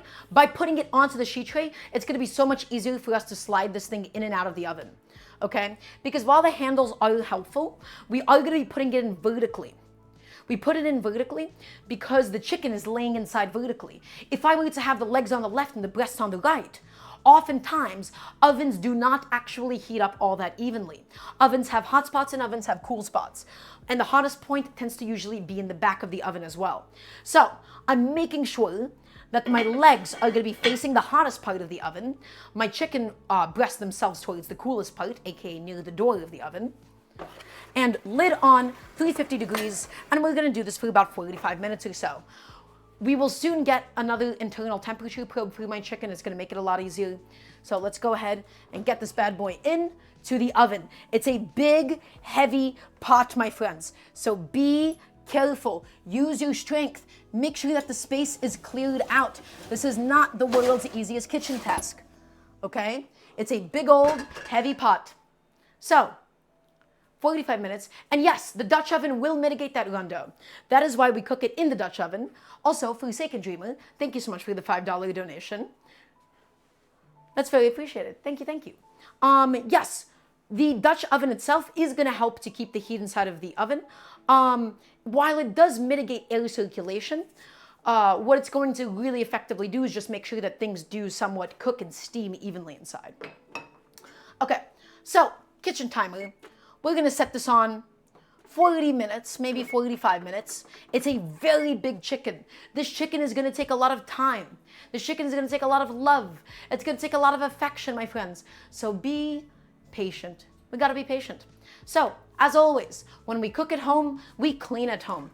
Everybody, I'm gonna take a second to go ahead and put away a couple of things, put away a couple of dishes, because this is now passive time.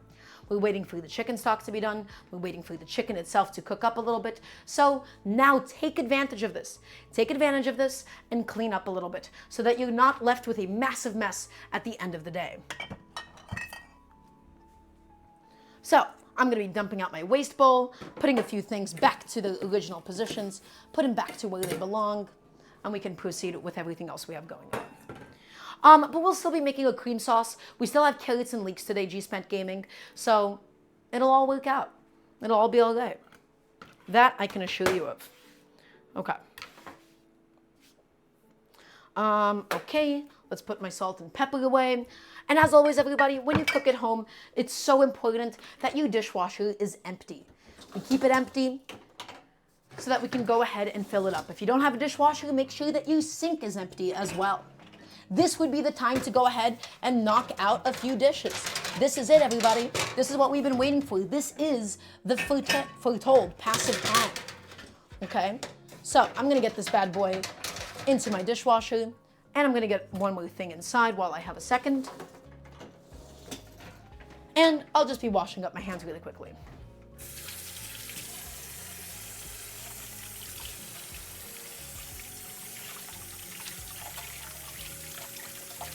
So everybody, let's go ahead and do a bit of a recap session. What do we have going on today, and what do we have left to do? We're doing a beautiful spatchcocked roasted chicken. Spatchcocked meaning we've taken out the backbone. We took the bone, we took carrot scraps, we took leek scraps, and parsley stems, and we're turning it at the moment into a rich, delicious, beautiful golden chicken stock. Now, that chicken stock is gonna become a cream sauce later on. So, everybody, little science lesson. Is everybody ready for your science lesson? I wanna hear a nice yes, chef, please, and thank you. We're gonna talk about thickening, we're gonna talk about gelatin, and we're gonna talk about why chicken stock and beef stock even works to begin with.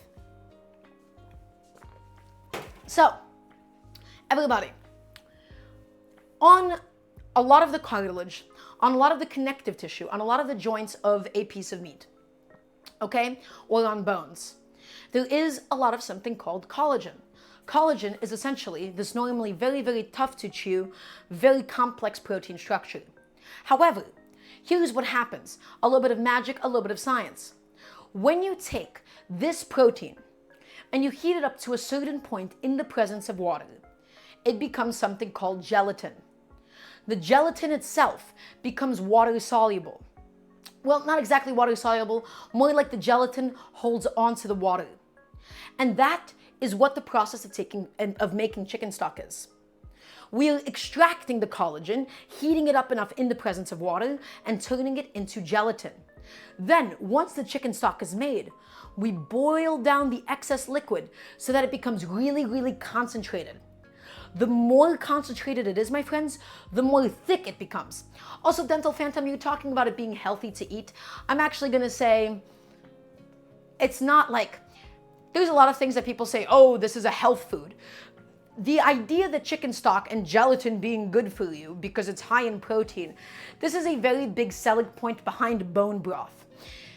Insanely healthy, I feel like, is a strong word. More like it's a lot of protein. It is a lot of protein that you get out of it. Okay? And so unless you have like a really, really huge deficiency of a couple of amino acids, it's not going to give you the benefits to your skin as much as some people like to say that it does. So while you are correct that it's not bad for you per se, it's not like this insane health food either. This idea of something being health food is very much so an artificial construct made to sell things, right? They take advantage of a lot of spirituality, they take a lot of advantage of existing cultures, and there's a lot of exoticism at play. And so they go, oh, this ancient, you know, the stereotype is something like, oh, this ancient medicine does this for you. Buy it for $99.99. So that's why I'm not so crazy about calling it a health food. In general, my friends, there is no one food that you eat a lot of and then it's quote unquote good for you. You either eat too much of something and it's bad for you, or you have a severe deficiency in something and then that's also bad for you. But otherwise, you can't like be health maxing, you know? And that's like a really, really huge misconception when it comes to nutrition. Also, everybody, we have 1,000 followers on the new channel. Let's go. Oh, I'm really happy about that. That's lovely. Okay, I'm just taking a second. I'm washing up my knives, and then we'll proceed with everything else, my friends. But yeah, like if you only eat Doritos, you'll live for the rest of your life. Great way to put it. Okay, I'm taking a second, my friends. And so now that we have a little bit of downtime, now that things are a little bit more chill, if you have cooking questions for me, now and from now on, would be the best times to go ahead and ask me. Okay? Now's the time that we're chilling out. Now's the time that we're hanging out. We have some vegetable prep to get done. We have to get the leeks and carrots started as well. And then we'll just be waiting for Mr. Chicken to be finished. Okay? So, everybody, chicken stock is currently going. And so why did I start this discussion about chicken stock? Once it is cooked and we strain out all the solids, we'll be effectively boiling it down. And as it boils down, it'll go from watery to syrupy. That syrupiness, my friends, it is so intense. It's so meaty. It has so much oomph. It's gonna thicken the sauce alongside some heavy cream. This sauce is gonna be delicious. Garlic, sage, shallots, heavy cream, and homemade chicken stock. It's gonna be phenomenal. It's gonna be beautiful. Just you wait. Okay, everybody, we have some vegetable prep. Let's go ahead and take care of that in the meantime. So, I have my lovely little carrots. These carrots don't need that much love. They don't need that much effort. The only thing that we're going to do now is peel them and cut them up a little bit. Basically like a chicken demi-glace, except less intense than that, Serena Chess. A demi-glace is a French sauce of basically super reduced veal stock that has that syrupy gelatinous effect that I talked about.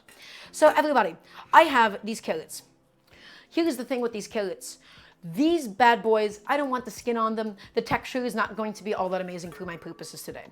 Okay? The only thing that we're going to be doing with these carrots is taking them and peeling them up a little bit. You could theoretically leave them skin on as long as you scrub them, but I personally don't love the taste and I don't love the visual appeal or lack thereof of the carrot skin. So, off it goes. Off it goes. Go ahead, peel it up, my friends. Peel it up, peel it up. Beautiful. Peel it up. Could we have used the carrot skin in the stock, or would that have been too much carrot? So Soren, there is a reason why I didn't use the carrot skin inside of the stock. The reason why is because the carrot skins are so thin that they'll overcook so quickly and make the stock itself cloudy. The only way that you could use carrot skins in a stock is if you were to finish with the carrot skins in the last 20 minutes or so. So you can, is my answer, but normally it would compromise the texture and the mouthfeel. So, carrots, peel them, peel them, peel them, keep it going, keep it going, keep it going. Get them all peeled up, my friends. Whoop, excuse me. Did not mean to drop Mr. Carrot inside. Ooh, these carrots are so saturated. And so, everybody, again, my inspiration for today was I had leftover potatoes. I had leftover sage. I had leftover parsley. I wanted to use them up. What it means to cook at home is to use the things that you have. You use up your existing leftovers. You use up your produce, even if you don't necessarily want to eat it that much. And so, this is why knowing what to do with them is so important. Everybody, the ultimate goal of any chef, professional or not, should be this. You want to get to a point where you can look at an ingredient and you can already imagine. I want you to be able to imagine inside of your head all of the different amazing things that you can do with it. I want you to look at an ingredient and I want you to think, okay, I can puree this, I can roast this. This is used in these cuisines. The more that you cook, the more that you will develop the skill. That is how you become a really interesting home cook. Okay? People, they look at a certain vegetable and they go, oh, this is such a boring vegetable. You can only do one thing with it. Well, study, my friends. Study. Look up how this vegetable is traditionally used in other cultures. Study all the different things that you can do with it. Look to other places for inspiration. And in your head, you will build up this amazing catalog of all of these different ideas. These carrots, we will be giving them almost a pre-boil, or rather a pre-poaching. These carrots, they take so long to cook that if we cook these at the same time as the leeks, the carrots would be raw on the inside. Also, cerebrally underdeveloped, I thought about you all day long today. That's right, the only thing on my mind was just you. Okay, so everybody, we're gonna take these carrots, and now we have to think about the size of the carrots that we want for today. I want a nice, hefty chunk of carrot. Okay, I want something nice, I want something hefty, so all I'm gonna do is this. We're going to take the carrot. These are all fairly evenly sized. Okay? So I'm going to take it. I'm going to slice it in half first. And then I'm going to just slice it in half lengthwise. Just like this. And then everybody, don't chop it. I need to hear another yes, chef. We slice it. We use the full length of the knife. If you were to chop it, the knife does this. It cleaves and you get uneven pieces. So slice it and slice it gently. Just like so. Take it, cut it in half. This one we could also still cut in half. I think that'll be okay. Cut them in half and slice it, my friends, into beautiful, even halves. That's right, 1K followers. We did it on the side channel. The main channel has 11,000, which makes me so sad to think about losing, but that's okay. Take it and slice it. Everybody, last one. Take it and slice it. Take it and slice it. And so, there's a very beautiful thing that has happened here. We have now obtained a flat side. This flat side, when it goes onto the pan, it'll be able to really, really evenly cook up this way. So, now the goal is to do a little something called poaching. We need to poach these carrots, and I'm going to explain to you why. Imagine I just wanted to exclusively pan fry my carrots. Carrots are root vegetables. Carrots are thick. They take, truthfully, a long time to cook through. And so, we start these guys out just like you would potatoes. You give them a par cooking, my friends. You give them this pre-boiling session, well, not a boil, you'll see why, where we slowly cook them from the inside out in low temperature water. We take them out, we dry them off, and that way, they'll be able to get nice and crispy on the outside without the inside being raw. I'm gonna go ahead and grab a little pot for my lovely carrots. Alternatively, you could also steam them if you wanted, but it doesn't really matter. Well, not from inside out. I just meant very slowly, so it got really underdeveloped. I mean more so we're just gonna cook these carrots really slowly. I'm gonna take them.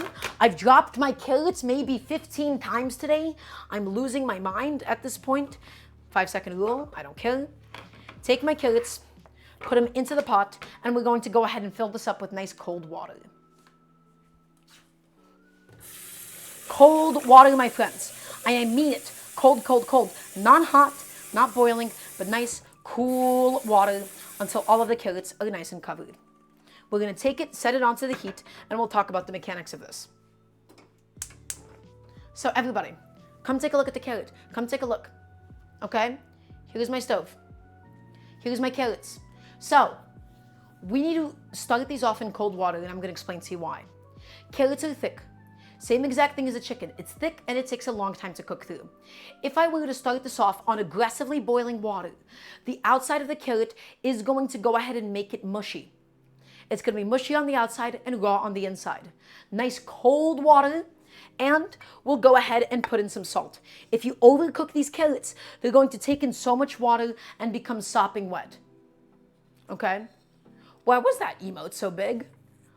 Did anybody see that Gengar emote like pop up and it's massive, or is it just me on my end? Is that normal? Does Twitch since when does Twitch let you do that?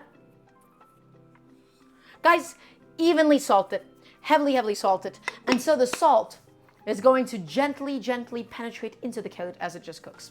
Okay? No, I'm not gonna ban my lovely moderator Dosky, but you're on thin ice. I didn't know that Twitch let you do that. Wow, that's crazy.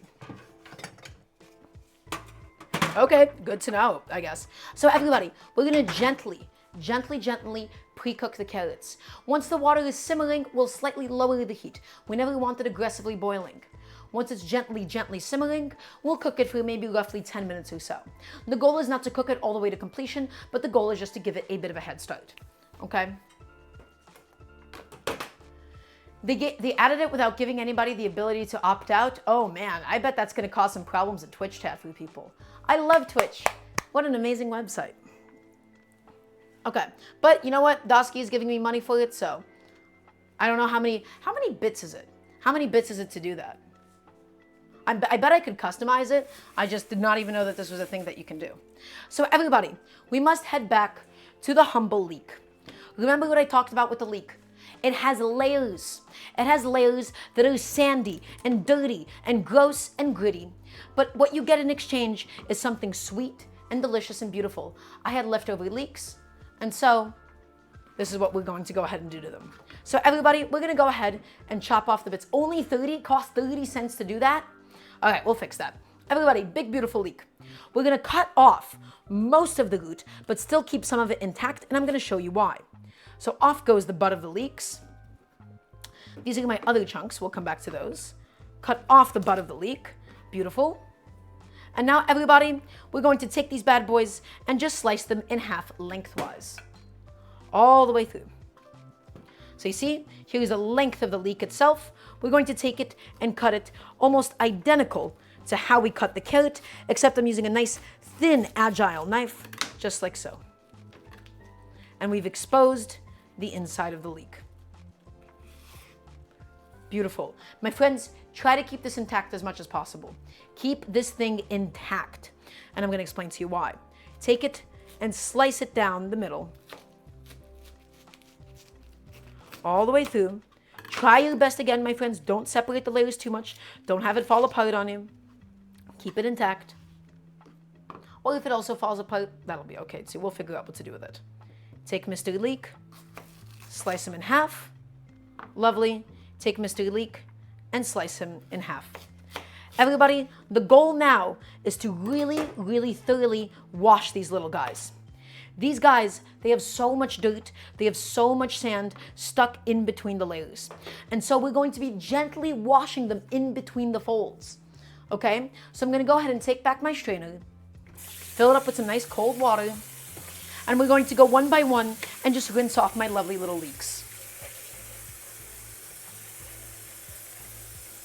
We got to get all of that sand out of the layers, my friends. All of them out for good. Okay, so let's wash up those leeks. Carrots are going. Chicken inside of the oven. Chicken stock also simultaneously going. Take it, and this little guy right here, he is basically all clean because this is just the center part of the leek itself. So there's almost no layers to go in there and actually wash. Okay. So take it and give it a nice wash, my friends. Get all of that sand, get all that dirt off of it. Okay? Open up those layers if you have to, but this guy has no layers to speak of. So he's really, really simple in and out. This guy as well, really simple in and out. Give him a good old rinse. Nice and easy. Okay? And now, this is where, after this one, we need to get delicate. Everybody, we need to be delicate. We don't want to destroy these leeks. We're not chopping them up. I want nice, big, big, big pieces of leeks for today, okay? So come take a look. Take this little guy, submerge him, and it's over. He's already all fallen apart. That's okay. That's fine. We'll just stack them back up together, I guess. That's not exactly what I wanted to take place. We'll just roughly keep them all intact, as much as we can at least. So, fine, separate the layers, wash off the sand, wash off the dirt, wash off the grit, and then afterwards, we will be thoroughly, thoroughly drying him off. It's in the oven. Well, good luck, Rondo. I hope it goes well. Take your next one, my friends, and submerge it. Submerge it, and let's wash those layers one by one. Get all of that sand off. Be delicate. Be gentle. Be delicate, be gentle, and you will be rewarded with some lovely clean leeks. So get in there, my friends. Wash them up, and wash them up good. Okay, that's that leek. Next, these big boys. You can already see how dirty they are. Get them into the water, my friends. Wash them up, rinse them up, and rinse them up really, really good. Chef, are leeks the only things I have to look out for, Sandra, or is there anything else? So that's a really good question. So, Shai Chica, first thing, cilantro and parsley. Not enough people properly soak and wash their cilantro and parsley. I do not like it when people just rinse it under some water. If you only rinse it under some water, you will get sandy cilantro and parsley. So, that is the biggest offender. Absolutely stay on the lookout. Next one, onions sometimes in between the layers. Those you can very easily visibly see. Otherwise, after that point, after onions, potatoes have some dirt on the outside, so we always thoroughly scrub potatoes. We're not making shakshuka today, underdeveloped. That's not what we're doing. Also, that feels so mean. That's what I'm calling you here. But regardless, that's not what we're making today. So go in there and just keep cleaning it off, my friends. Oh, is that a little bug? I think that's a little bug. Off you go. Whatever that is. I think that was a little bug. So if there was ever a reason to wash your leeks, you want to get all those little bugs out as well. Remember, vegetables are a part of nature. They will have bugs in them sometimes. If you're not washing your produce and you're just rinsing it under some water, you are making a mistake. You want to get those bugs out, you want to get that sand out, it's going to be some effort, my friends. That's all. Okay. Excellent. I do believe that all of my leeks are nice and clean. And so the last thing that I'm going to do is just gently pat them dry and pat them dry in between the layers. Because I don't want these leeks to be soaking wet. It's going to make it very, very difficult for us to actually properly brown them if they're soaking wet. So, take them and pat them dry. And so my carrots are beginning to simmer ever so slightly. I'm turning down that heat. And in they go for, I don't know, maybe like 10 minutes total. Pat them dry, onto the plate. Take my next leek, keep them nice and intact, and pat them dry. Nice and simple. Hi. How's everybody doing? Is everybody enjoying the show today? I'd like to hear a nice yes, chef, please and thank you. Today's show, really simple, nothing crazy, nothing out of our wheelhouse, right? Ooh, this leek I kind of messed up a little bit. Let's see if we can fix him. Just stack him back up to the best of our abilities. And if it doesn't want to stack back up, we're not going to make him do anything that he does not want to do today. And it just has to be mostly dry. Because if it's too wet, the oil is going to splatter all over the place. It's going to make a big mess. It's going to pop when it's cooking. I just want my leeks to be nice and properly seared and properly caramelized. Okay. Keep it going. Keep patting these bad boys dry. Come on, buddy. In you go. Get all of that liquid out of there. Get all of that water. Also, that's not enough, yes, chefs. I would like to see a few more. Keep patting them, keep patting them, keep patting them. And here's my last ones. Excellent. 1, 2, 3, and 4. And so, everybody, this preparation today, we'll just be sauteing it, basically. We're not going to do anything crazy. The only thing I'm going to do is I'm going to just grab my leeks one more time and slice them in half because they're a little bit too long. Just slice them in half. Just take them and slice them in half. They're a little bit firm at the stage, but I promise you once they cook, they're going to get nice and soft and delicious. So, sliced all of my bad boys in half. Stack them up as gently as we can without messing up those layers. And hopefully, we'll get some really delicious sauteed leeks. Okay, everybody, we got to keep on going with the vegetable prep for today. We're going to check on the chicken in a little bit. I'm going to wash off my knife, and we'll get going with everything else we need to do today.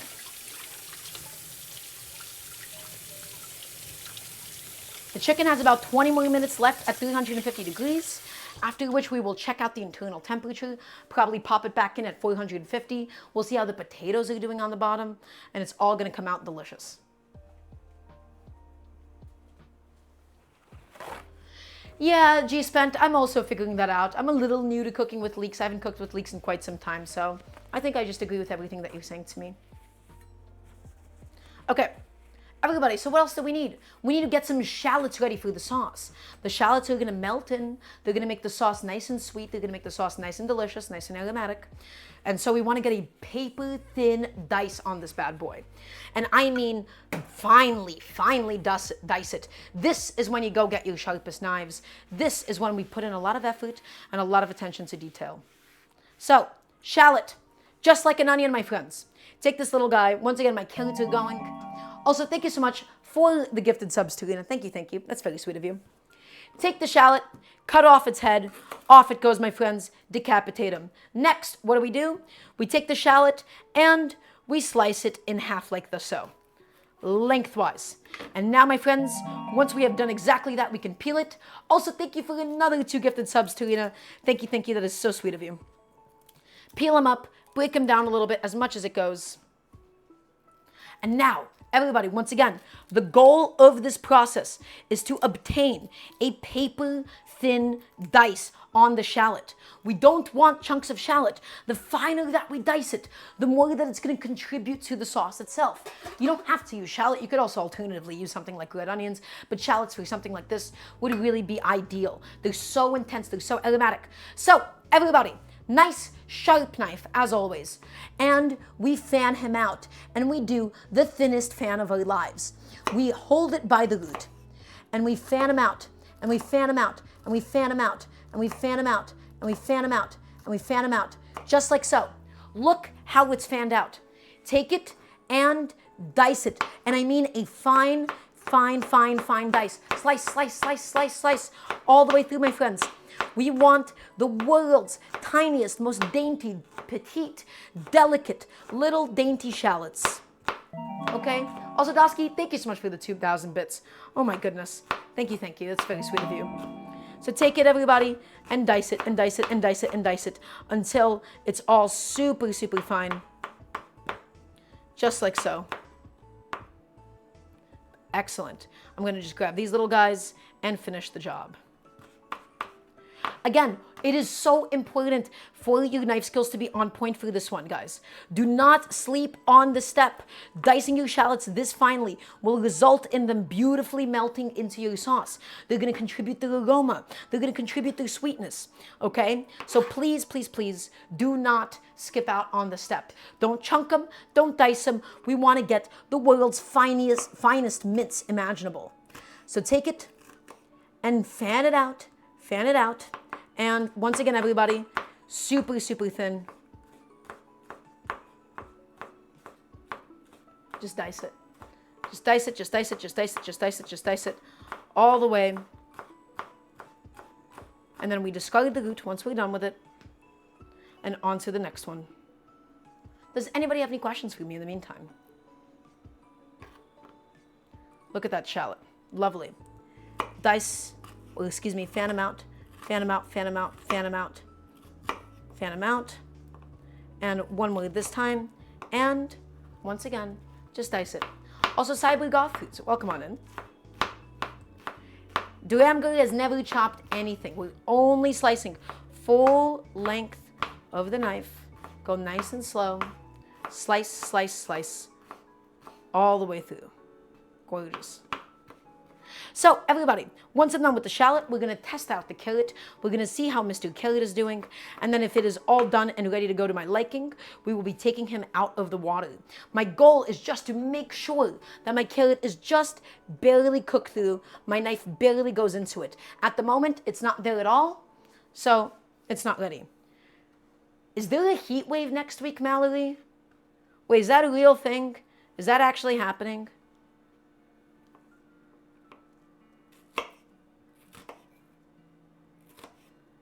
Is there going to be a heat wave? Uh-oh. I don't like heat waves. I don't like high temperatures. I'm not good with them at all. Well, hopefully not. We'll see. Everybody, my shallot is all ready to go. All nicely and finely diced. We'll scoop him up with a bench scraper and add him in to my little bowl, my little condiment cup. I mean, it's already very hot in New York. It was already like in the 80s today. And I think I heard it actually start storming outside. It is beginning to storm outside. My favorite. Oh, I hate the rain. I hate hot weather. Not my thing. Not for me. Do not like it, everybody. Not one bit. Okay. So, everybody, my shallot is nicely and beautifully diced. The last thing that we're going to need to do is, similarly, we gotta crush up some garlic. We're gonna get some garlic, we're gonna put it through the garlic press, and then that is all gonna be for our lovely sauce today. So 2 cloves of garlic. Everybody, as always, what do? We will smash them. We'll smash them, we'll get the skins off of them. Smash them down, take the second one, and smash it down, everybody. And once it has been officially smashed, we can do what exactly? We can peel them. We can take them and we can peel them. And then once it's been smashed and peeled, we cut off the butts of Mr. Garlic Clove, take him out, scoop him out. And now, everybody, we're going to put him through the garlic press for today.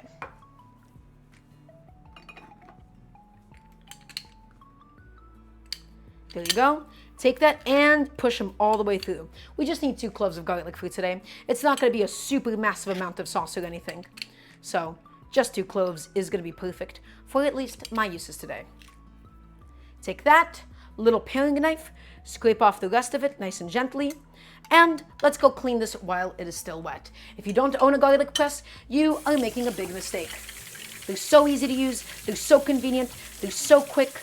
Everybody, and I do truly mean everybody, should own a garlic press. Everybody, my chicken stock is just about done, which means soon enough, we can make the sauce for the roasted chicken today. That beeping is telling us that the pressure has been built up, the pressure has done its job, it has been cooking, and now we release all of that pressure.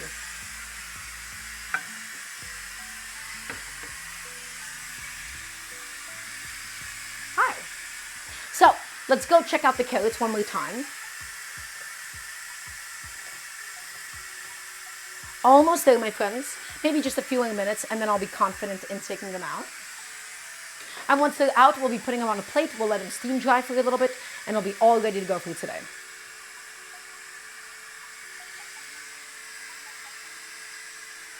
Hi, Mr. Blackstar. Welcome on in. It is lovely to have you.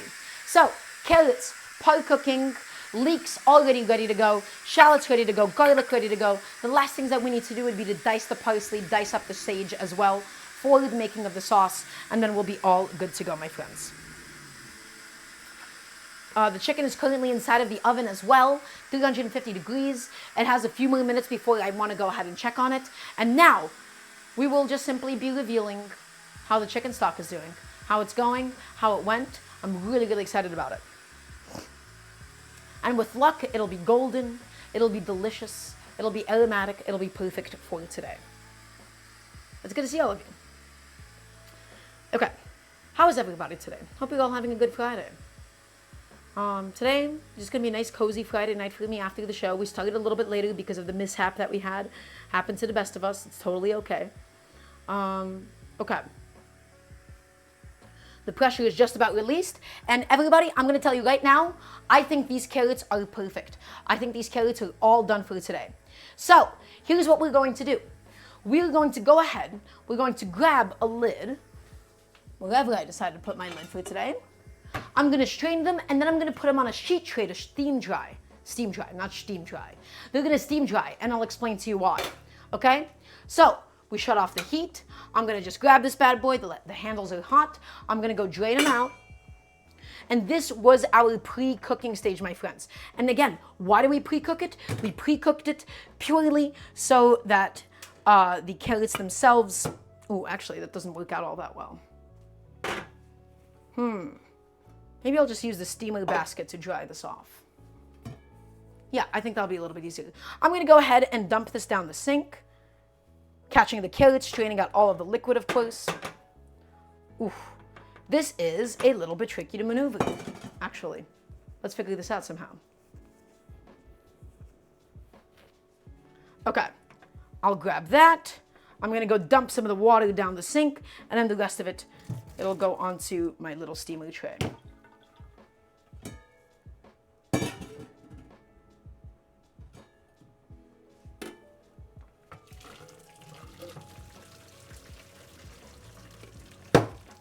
My towel got soaked with some hot water.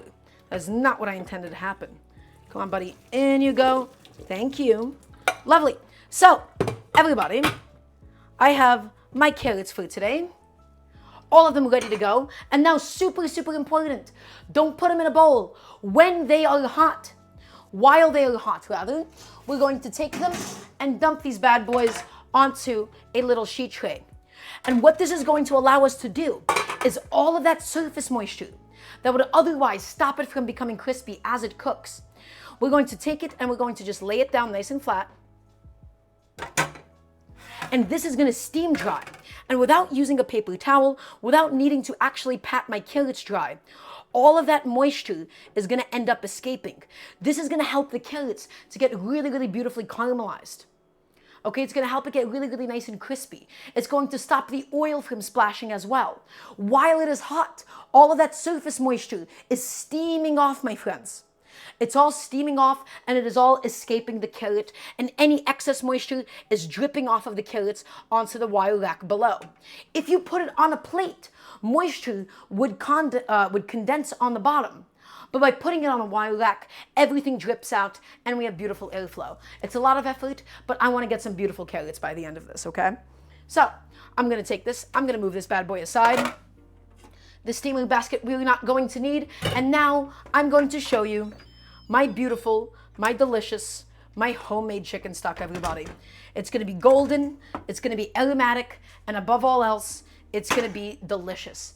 It's nice and fatty. It's nice and yummy. Also, Thorilux, welcome on in. It is lovely to have you. Everybody, as always, if you haven't checked out the Patreon, exclamation mark Patreon, please, please, please. My goal is to be able to do this full time one day, and so any and all support is really appreciated.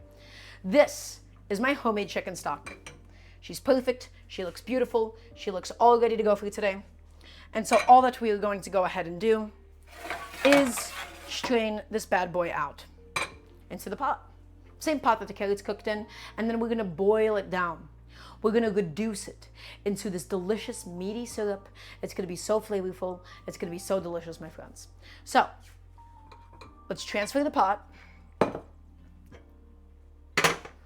Let's grab a strainer, and we need to boil this liquid down.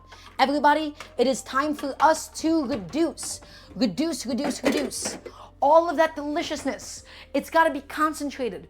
We got to turn it into a syrup, essentially, for the sauce.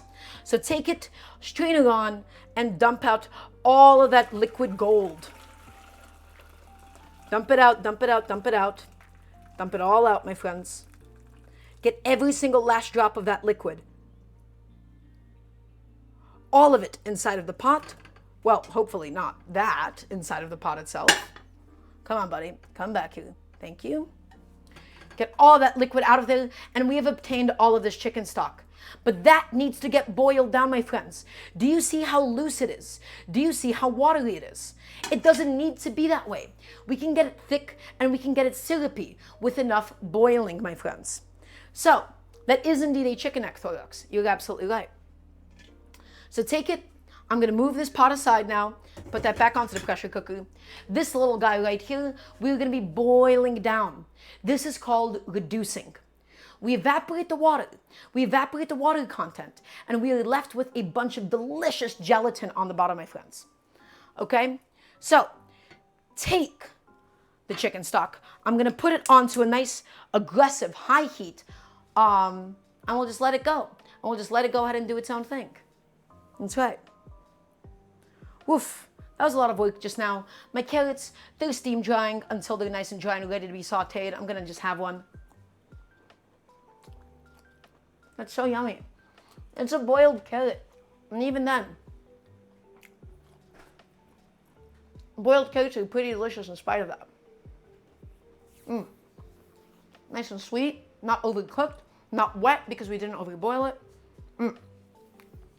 Everybody, this chicken stock, it needs to boil. It needs to reduce. So let's go ahead and inspect the chicken. Let's go see how my beautiful roasted chicken is doing, everybody. We have to make sure that we have space for it, and space we do indeed have. Is everybody ready for this? I want to hear a nice yes, chef, please, and thank you. So the chicken should not be fully cooked through at this stage. Okay, I'm just gonna see a temperature reading. I wanna see how far along it's actually become inside of the Dutch oven. All right, so hopefully, let's find a way to actually take it out of there in one piece. It's gonna be a little bit challenging. It's gonna be a little bit difficult for sure. Grab the chicken, get him out of the oven. He's big, he is heavy, and so you need to make sure that you have the leverage, my friends. Make sure that you have space all set up. Basic kitchen safety stuff, okay? Make sure you have the space. Make sure that you have the leverage. Okay? And I'm gonna give him a little rotation just to easily pull this out. I could theoretically now just grab him by the handles. And there she is. Okay, so the chicken should not, at this stage at least, have any significant caramelization at all. Okay? We just want to see how far along has it actually even begun to cook at this stage. We go in there, and it's going to look exactly like that. It's going to look like a boiled chicken. It's got a lid on, the moisture wasn't escaping, and it was a low temperature. And everybody, that is okay. It's supposed to look like this at this stage. But please be patient. Be patient, okay? Be patient. Whoa, why are my lights flickering? I don't like that at all, do I? The answer is not the slightest. So, can my light bulbs like stop flickering? I've had too many things go wrong today. I don't need to worry about that. So I'm gonna grab a little temperature probe and I just wanna see what the breasts are like. I wanna see what the thighs are like at the stage, okay? It is storming outside. I hear ambulances. The lights are flickering. We dropped an entire glass of water. Guys, the vibes are horrible today. Oh no. So, gonna get a temperature reading. I wanna see what the breast is like. And the answer is, it is still quite cold on the inside. We're only getting temperature readings of about 91 or so. 100 in that part. Okay, and that is okay at the stage. We're gonna be going up to about 400 degrees, putting the lid back on, and putting it in for another 20 to 30 minutes. Am I okay? The answer is yes, I think so. I think I am at least. So, I'm gonna go ahead and grab this hot lid, take him and put him back onto Mr. Chicken. There we go. Cool him off. We're gonna take that oven temperature, my friends. We're gonna go up to 400 degrees at the stage. And we're gonna put him back in for at least another 30 to 40 minutes though. And then we can take the lid off for 25, etc. Okay.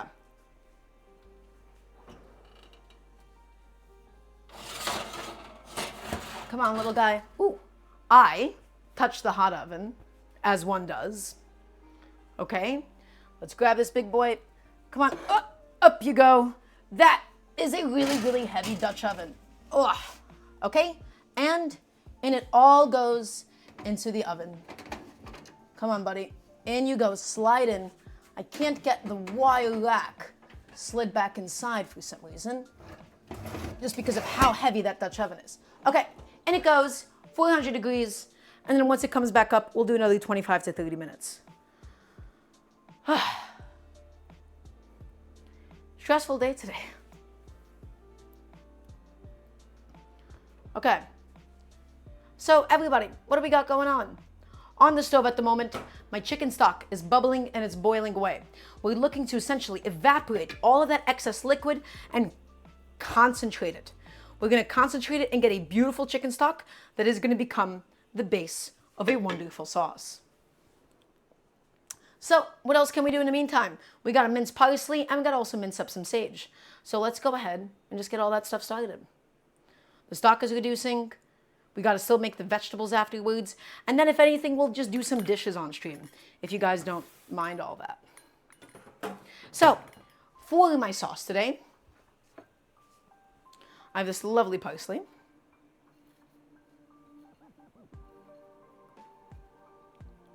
Grab this little guy, and this is going to be used as garnish, and this is also going to go directly inside of the cream sauce as well, my friends.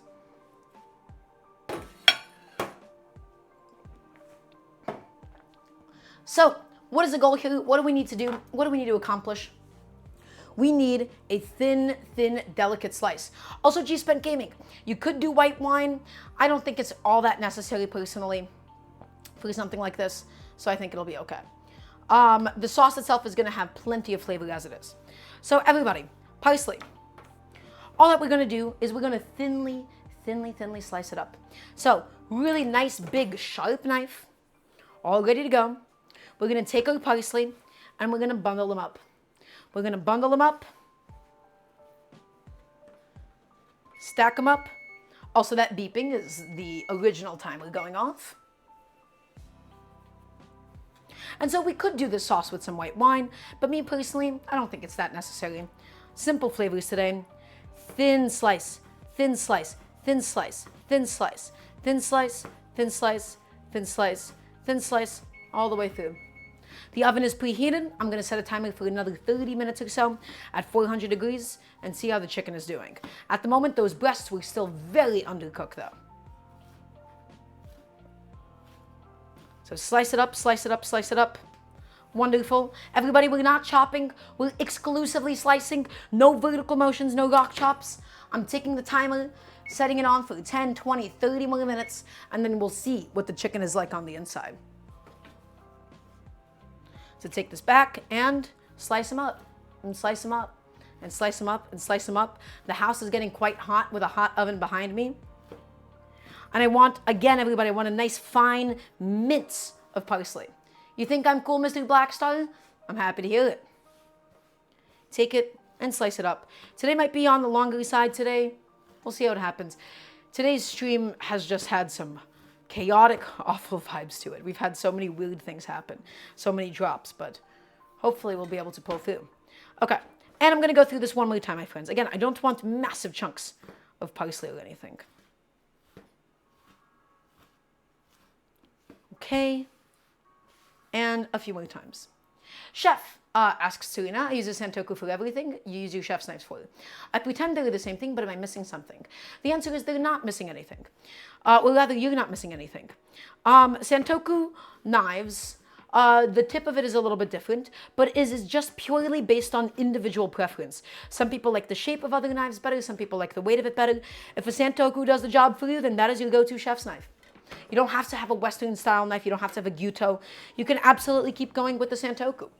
So my parsley has now been beautifully sliced. Let's go ahead and get the sage one more time, and we're gonna finally dice this bad boy. Let's go get some sage leaves, and this is gonna give the sauce so much flavor, my friends. It's gonna make it so aromatic. It's gonna make it so delicious. This is the real heart and soul of the cream sauce for today. So let's go ahead and pluck off the leaves. And we're gonna look for a very, very fine dice on the sage as well. I'm not looking for massive chunks of sage. The sage is gonna fry in the butter along the shallots, and it's gonna become beautiful. Okay, grab that, grab that. Let's get all of those leaves off, my friends. All of them off, all of them ready to go for today. No stems at all. The stems are a little bit too woody. And so here's what we do. We take the sage leaves, we stack them up, we stack them up, we stack them up, we stack them up. Keep stacking, keep going, keep going, keep going, all the way up, my friends. And we just gotta go ahead and get a nice thin slice on these bad boys. Nice and thin all the way through. Ready? This is called a chiffonade, meaning you just rolled it up and now we slice it. And thin, thin, thin, thin, all the way through, all the way through, all the way through, my friends. I don't want massive chunks of sage. It's a little fuzzy. The texture of it is not phenomenal. I want to beautifully infuse into the sauce today. So thinly, thinly, thinly, thinly, just like so. And I want a sage heavy sauce. It's gonna be aromatic. It's gonna be delicious. It's gonna be wonderful. Take it, give it a little rotation, and keep slicing. Keep slicing, keep slicing, keep slicing, keep slicing, all the way through. And let's do one more pass, my friends. Fried sage is gonna be lovely, especially in the sauce, guys. Oh, it'll be a real treat. It'll be really, really special. Okay, I just have like one sage leaf I did not get through. And we're just gonna keep passing this through a few more times, guys. It's gonna be a heavy herb sauce. It's gonna be super forward on the herbs. This might make way too much food. We'll see. All of that sage though, all of it nicely diced, and we'll give it another pass. Slice it, don't crush it. Don't destroy the sage, my friends. Just thinly, thinly slice it until completion. There we go. Okay, and I'm gonna go ahead and take it and put it into this little bowl, this little cup that we have here.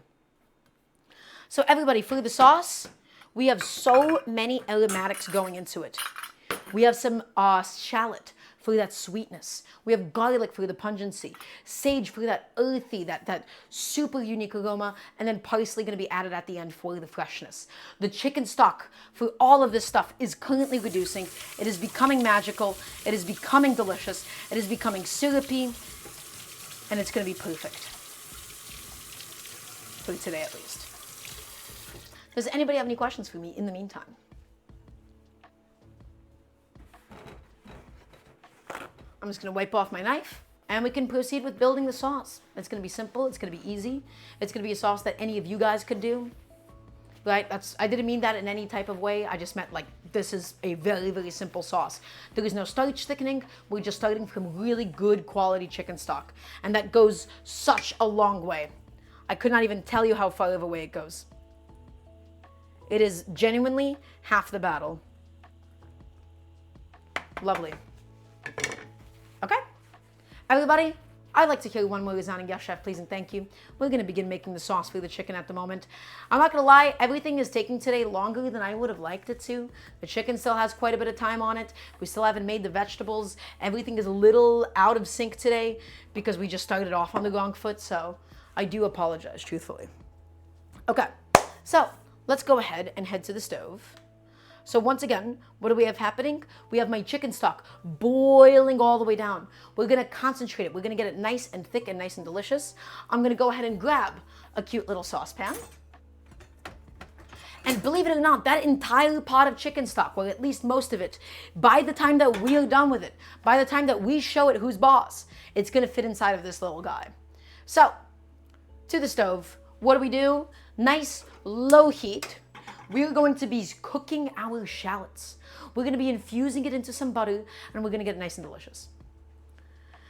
The steamed fish dish the other day didn't have any vinegar in the sauce. Tarina, I don't believe I did any vinegar in the sauce for the steamed fish. So the answer would be no in that case.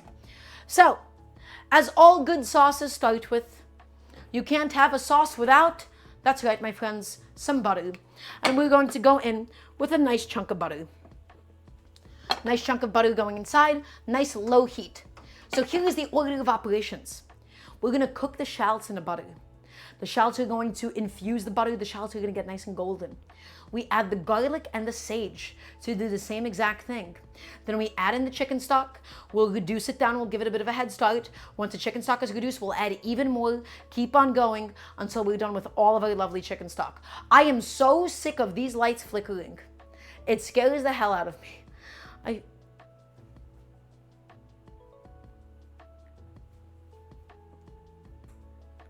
I'd really, really prefer if it doesn't do that anymore. Do I have any preference on the butter, Dr. Slowbro? The best butter that you can get access to. I like Kerrygold. That's the butter that I use at home. I'd really prefer if it stopped flickering the lights, though. That would be really, really nice. Okay, everybody, the trick. Hey, guys, can we, like, chill out, please? Thank you. So, everybody, the trick to really beautifully making a sauce with shallots is to really make sure that the shallots don't go into super hot oil. If the oil is really hot, the shallots are so sweet that they'll burn before they actually get cooked through. I want the shallots to melt. I want them to get soft. They're gonna turn beautiful and golden. And so the key, again, is starting them off on a very, very low heat with a good amount of fat. If your heat is too high, once again, the outside of the shallots will burn before they even had a chance to get soft. So in it goes directly into the butter. Nice cold pan, my friends. Break it up a little bit and hit it with some salt. Just barely melted butter, a little bit of salt in there, keeping it really simple.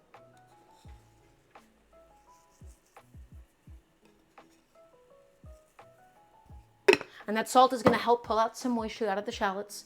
And it's going to be lovely. It's going to be golden. It's going to be delicious. Okay? So let's take it. Let's mix it around slightly. And make sure, so important, that none of the shallots are stuck to the sides of the pan. If you have any shallots that get stuck to the sides of the pan, they're going to stick and they're going to get burned. So take a lot of caution to make sure that that doomsday scenario never actually ends up taking place. So while that's going, I'm going to put a few things away. My carrots have properly steam dried. I'm going to have a few more as a little snack.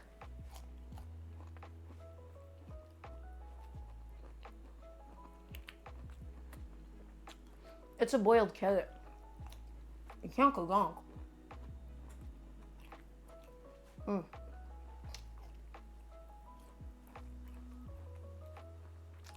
that's pretty good.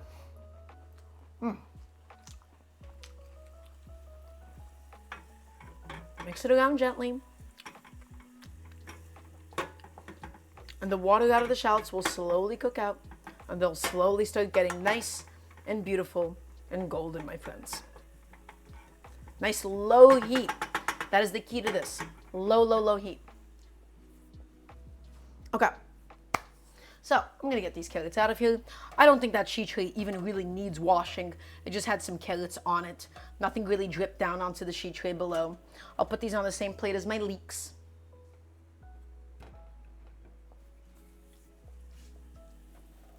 I'll have one more as a snack.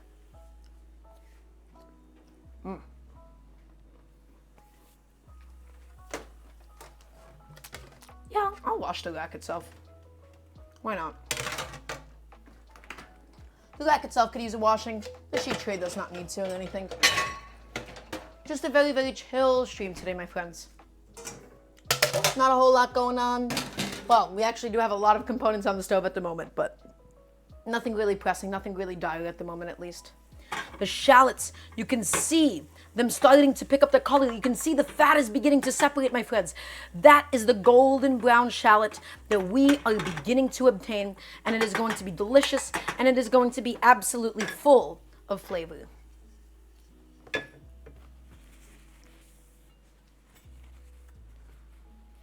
So the chicken's in the oven for a little bit longer. I don't know how long. We might pop the lid off on it and decide, hey, this will take too long for the stream today. That's always a possibility. I don't think that'll happen, but we'll see. I think I've done that like once before, so.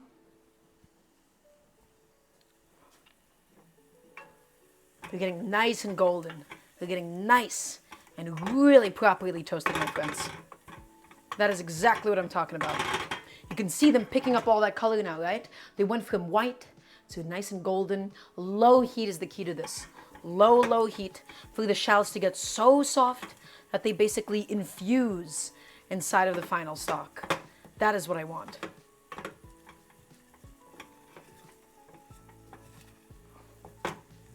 Once again, really taking caution to make sure nothing is stuck to the sides of the pan. This is where flavor gets developed. Now, keeping it really simple. This wouldn't be a bad time to add in the sage, right? The shallots are already like 75% of the way there. Let's go in with the sage now. And I also want the sage to just infuse into the fat. I want the sage to infuse into the oil, my friends. I want the sage to get slightly wilted. I want it to toast up a little bit. It's gonna at first soak up the fat, but theoretically, if we do cook it long enough, it should all come out of the sage. We could always add in some more butter. Everybody, what do you think? Do you think we should do some more butter? I think we should do some more butter. Scribble, you ask me, do I like red or white wine more? I'm gonna be honest. I don't drink, and as a result, I don't really care. When I want something to look white, I will keep it with white wine, and if I want something to have like that deep red hue, then I will use red wine. Otherwise, I actually don't even have a preference in that regard at all. I will say oftentimes I do wish I had white wine, just because I don't always want a dish to be stained like super deep red. So, fine. Yeah, I would say white wine in that case. So take it, my friends. We've added in more butter because I want to fry that sage. I want to wilt it. I want to infuse it. You already would have thrown in a small spoonful of butter. Veha, I'm actually going to one-up you. I'm going to bite into a little chunk of butter. I'm going to get a little more for myself as a little snack, as a little treat.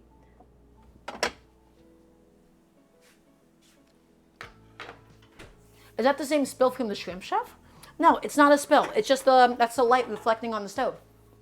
That's just the light. We're frying the shallots. We're frying the sage. It's getting all really, really delicious at this point. That butter is becoming... Guys, you have no idea how much aroma this little guy has. This is why it's an aromatic. This little tiny amount of stuff has so much flavor inside of it. It has so much flavor. It has so much aroma. It's really beautiful. Okay? The shallots, the sage, everything is just properly infusing inside of that butter. And last but not least, everybody, we're going to go ahead and get our garlic into the mix as well.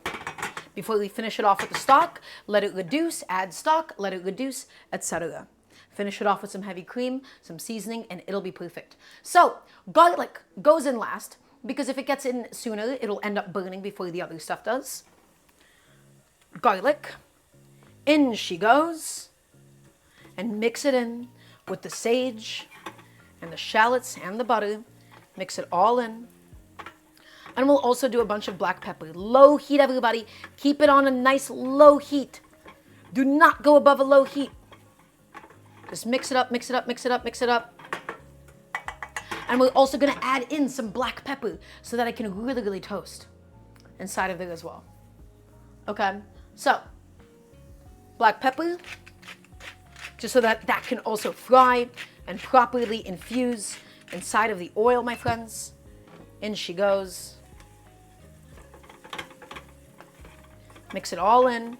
Fry the garlic, fry the shallots, fry the sage.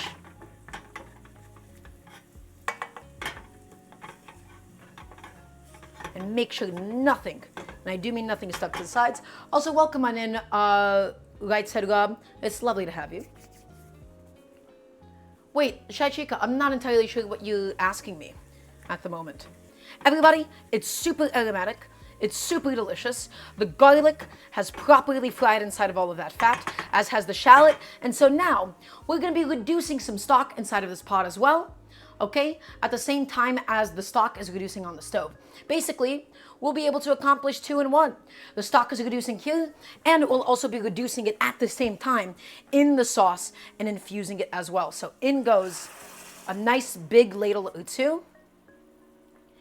Keep both pots boiling now, my friends. We're taking this bad boy up, and we're cranking this all the way up to an aggressive boil. Now, what's going to happen? We need to reduce this until we're basically left with a little syrup inside of the saucepan.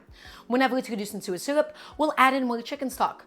The goal is to get this all boiled down, all of it viscous, all of it aromatic, and all of it delicious. It's going to infuse properly in the meantime as well, my friends. So we're scraping down the sides, we're getting everything back inside, and this is going to be the basis for a really incredible and a really beautiful sauce.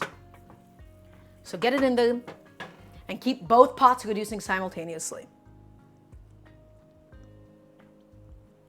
Yeah, so Shai Chica, I promise you that was not the shrimp spell. It is not. That is most definitely not it. So everybody, we have a little bit of time to kill at this point. Everything is just sort of slowly cooking at this stage. You have no idea how simple this is. It's just chicken broth. It's just sage. It's just garlic, it's just butter and shallots, and it's so beautiful already. And it still hasn't concentrated. It still doesn't have the heavy cream inside of it, but it already is so simple, but so beautiful. And it's gonna get more intense, and it's gonna get more chickeny as, of course, we do end up cooking all of this stuff down. And once we do cook it down, we'll add in the cream. The cream is also going to help thicken everything. We'll add in a little bit of the parsley as well, and it's going to be herbaceous and aromatic and delicious. Do not salt this. I'm going to say this again and again, everybody. Do not salt at this stage. I need to hear a yes, chef, please, and thank you. We don't salt because we don't actually know how much salt we're going to need. All of this stuff is going to reduce. It's all going to boil down. If we lose half of the liquid volume in here, okay, and then we take it out, and then we added the same amount of salt, it's going to be so salty, it's going to be so intense and so concentrated. This is a sauce. We can add the salt in at the end. We only added some salt with the shallots to help it cook.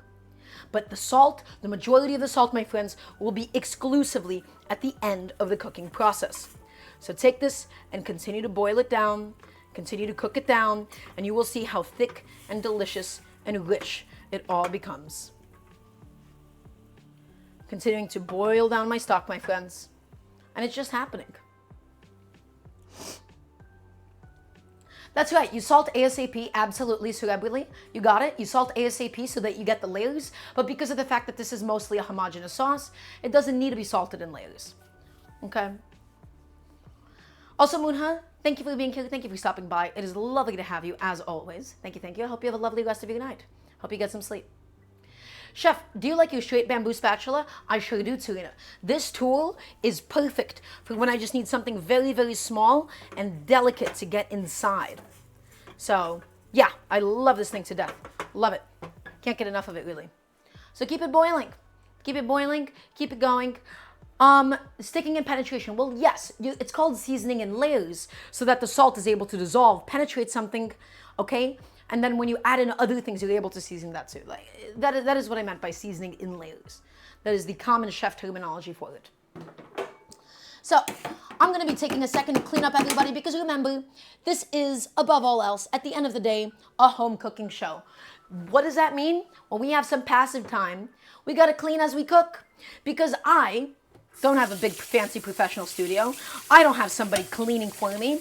I have to do all the dirty work myself. And so there's no such thing as time wasted here. So I'm going to take a second. I have a strainer that I wanted to go ahead and get rid of. Throw that inside.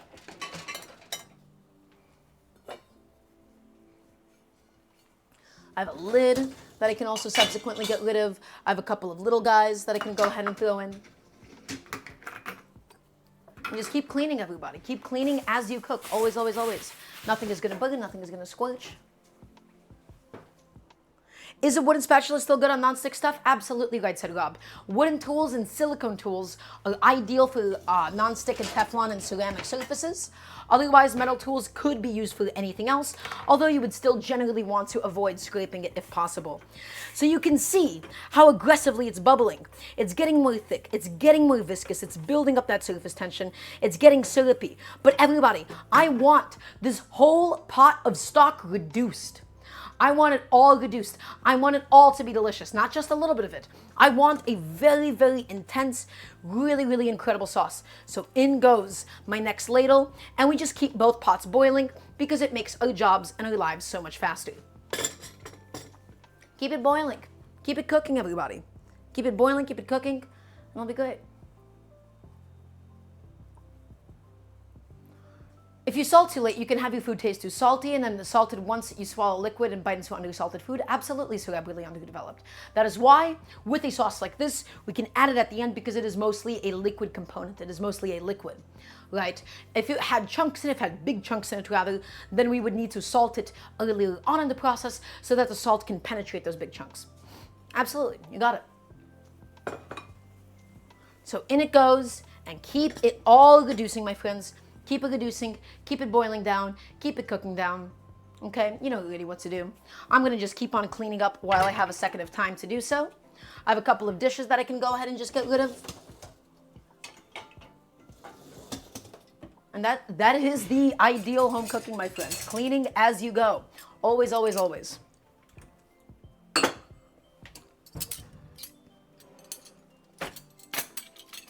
Also, it is just easier to clean things when they're fresh. When it's dried, when it's stuck, when it's sticky, it is so much more difficult to clean later on. Cleaning when things are still warm, not hot, but when they're a little bit warm, you don't have to soak anything. It makes your life so much easier, guys. Make haste, take advantage of all of your passive time. So, occasionally, with the sauce though, we will need to scrape down the sides of the pot. Sometimes some proteins can get stuck there, some little bits can get stuck there. So every so often, just really take good caution and make sure that we're scraping everything back down. Everything is reducing, everything is boiling. It'll be great. Yeah, cleaning a cheese grater the next day, cleaning a garlic press the next day, cleaning a strainer the next day. Those are all of the biggest offenders. Those are the ones that, oh man, or if you made chicken stock and you have all of the proteins that are stuck to the bottom, that is also absolutely hellish. So, everybody, I'm gonna be cleaning off a pot in the meantime. Give me something to talk about. I want you all to ask me any and all cooking questions. I'm going to be stepping off frame for a moment while I go ahead and do so because we have some time. So if you have any cooking questions, now is your best time to go ahead and ask me. And I'll just be putting this on for all of you guys. But first, I'm going to go back here and just scrape up the sides, make sure nothing is sticking in my sauce. And it does not seem like that is the case at the moment. It looks wonderful. It looks beautiful. Keep it all reducing. Chef, I put my Instant Pot liner in a dishwasher. How many lashes do I get for that? The answer, Tarina, is all of them. Please do not put your Instant Pot liner in the dishwasher. Where do I buy my pots and pans? Usually asks Underestimated Monkey. So, good question. I usually do in-person shopping. And that's really, really important because you need to be able to pick up and feel the heft. You need to be able to feel the handle shape. Buying cooking tools online only unless it's something like an electrical appliance. But buying pots and pans online, I think, is actually a really bad idea, generally speaking. You do that, and you will end up with cookware that doesn't necessarily match the shape of your hand and be a little bit too heavy. So, well, you could also do returns, but that is so much effort. So, you know, I would typically scout out a model. There's a couple of very nice cooking stores in New York City. And if you're asking about brands that I like, I have a different brand for every single thing that I like. So that's a little bit more complicated.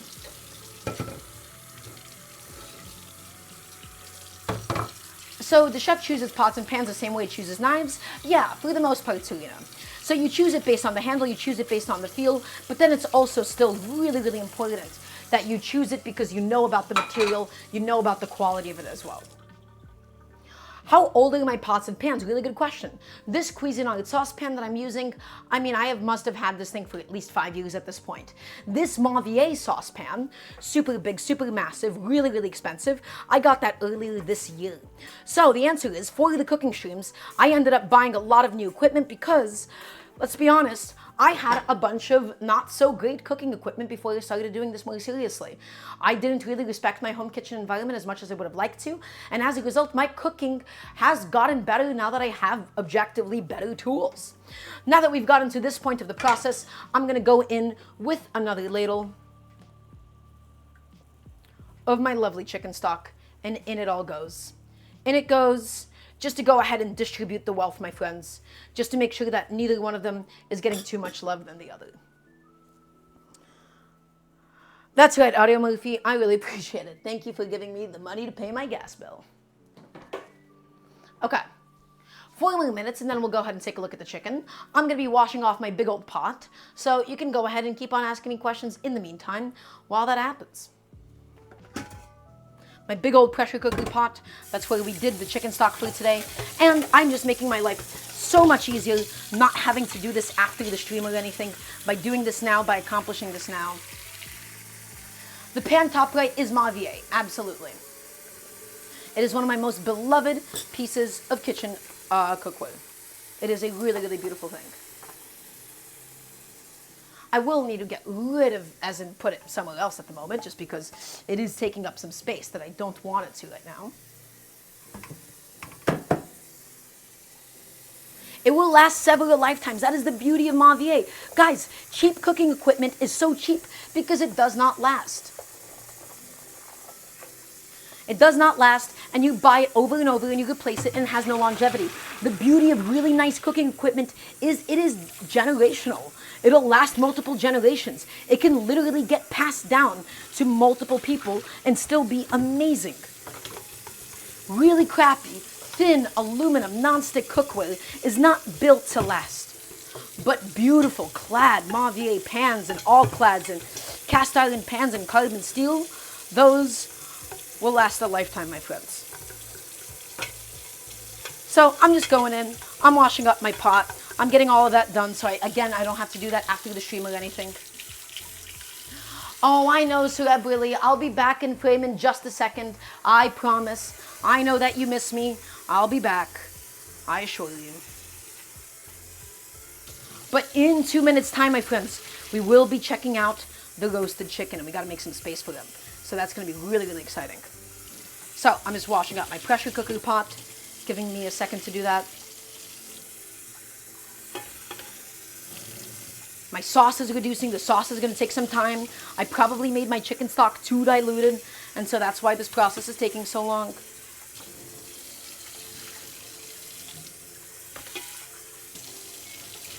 Everybody, the chicken stock is going. The chicken is just about ready to come out of the oven. We're going to make a little bit of space for it really quickly, and then we'll check it out and see how it's going. Okay, I'm back. I'm back. Please don't miss me too much. You guys can come take a look at me again. I promise. I'm here, and I did not go anywhere. I will update my throne soon, Serena, I promise. I just did not expect to get everything on it purchased so generously by Catherine Queen recently. That is not a development I was expecting, so I would need to think about all the different stuff that I would want on there. Okay. That looks beautiful. That looks lovely. I'm going to go ahead and wipe off this pan. Everybody, we got to make some space We're gonna make some space. We're gonna take out the chicken and we're gonna give it another temperature probe. I wanna see how that chicken is doing. I want it juicy. I want it moist. I want it beautifully roasted. I want perfectly cooked potatoes on the bottom as well. And so this little guy, this little saucepan is gonna go elsewhere. It's gonna go right over here instead. In the meantime, and now my friends, let's go take another look at the chicken. If everything went according to plan, now we'll be at around 140 degrees. I want to take the lid off and let the chicken brown at this stage. So, it's been going for another 30 minutes or so. I have my towels ready to go. It is time to remove the chicken, part 2, and just see how she ended up developing. Come on, little guy. Come on, buddy. Out you go. Thank you very much. Please. Okay. Grab that. Rotate that. Pick that up. That is a big old heavy Dutch oven. Whew. That thing is heavy and that thing is huge. Let's go take a look. Well, actually, maybe like this we should pick it up. Ooh, that towel is way too thin on that edge. Guys, this thing is massive. This is effectively a massive, massive chicken. Okay, things are bubbling in there. The chicken has released so many of its wonderful juices. Okay. Hold on. The lid is hot. The lid is hot right out of the oven. And I still don't have a very good place to put this like hot Le Creuset lid. Each time that it comes in and out of the oven, I still don't know what to do with it. But everybody, it doesn't have any color on it quite yet. Okay? It doesn't have that roasted color to it, but it will. I promise and I assure you. But right now, we're going to take the temperature. I want to make sure that my breasts are coming along nicely. And the answer is, they absolutely are.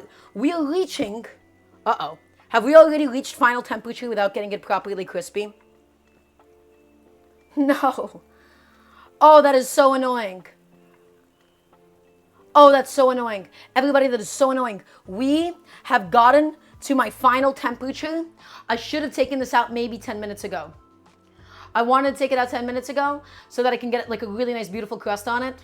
But honestly, that's just done. That is just ready. So that is okay. The chicken is not going to have any crispy skin on it. Woe is me, I suppose. But the legs are perfectly cooked. The breast is nice and juicy. Everything is all ready to go for today. So not that much to complain, but it happens. Cool it and broil it.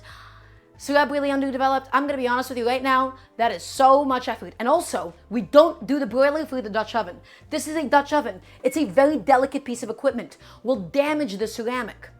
I really, really do not want to damage the ceramic like that. Okay? The only thing I'm going to do is I just want to go and just take a look and see. Yeah, just a couple of little splashes of olive oil. Some chicken skin got stuck to some of the sides, but otherwise, that does look really, really good. And we have all of those beautiful juices on the bottom. Okay, that can just rest. It can rest inside of the Dutch oven pot as well. It'll still be perfect. So, let's make some space for it. I gotta get rid of this pot. Gotta get rid of this little guy. I'm gonna put him back inside of the pressure cooker. That's a chicken. I know, guys, it's not so appealing, but it'll be perfect. Also, Syrup really underdeveloped. Broilers, they go past 500 degrees. And also, the higher the temperature you go, the more that you damage the coating on the outside, and the more that you damage the ceramic. I do not want to push my Dutch oven to those temperatures. If it was a pure, non-enameled Dutch oven, then in that case, I would be happy to.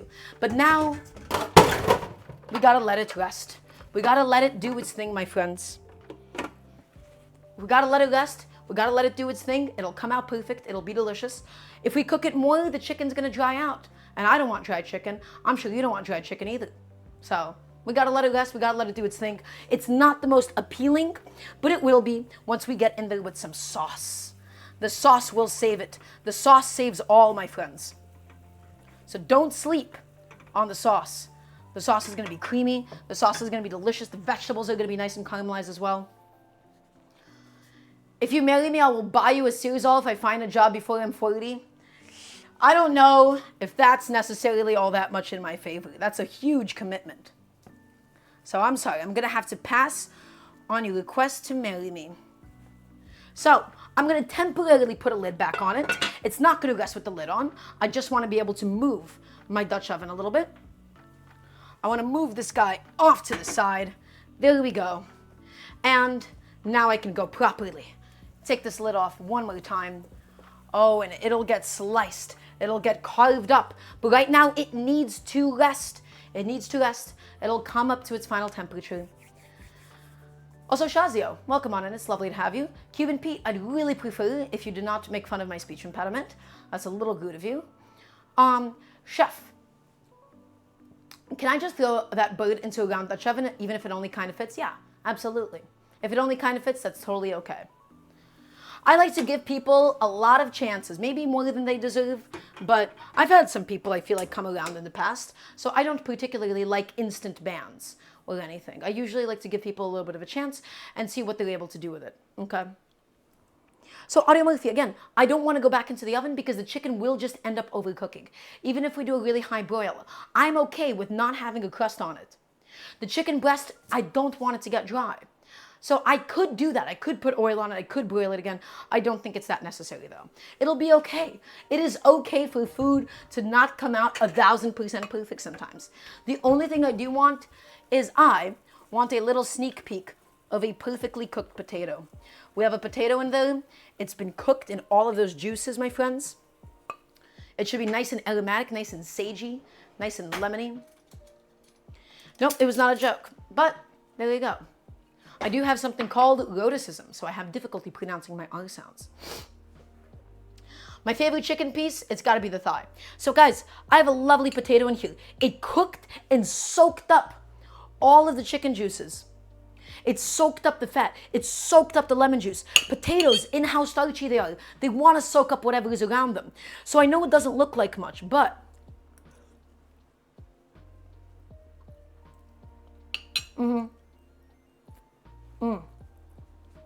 guys, that is lemony. That is sagey.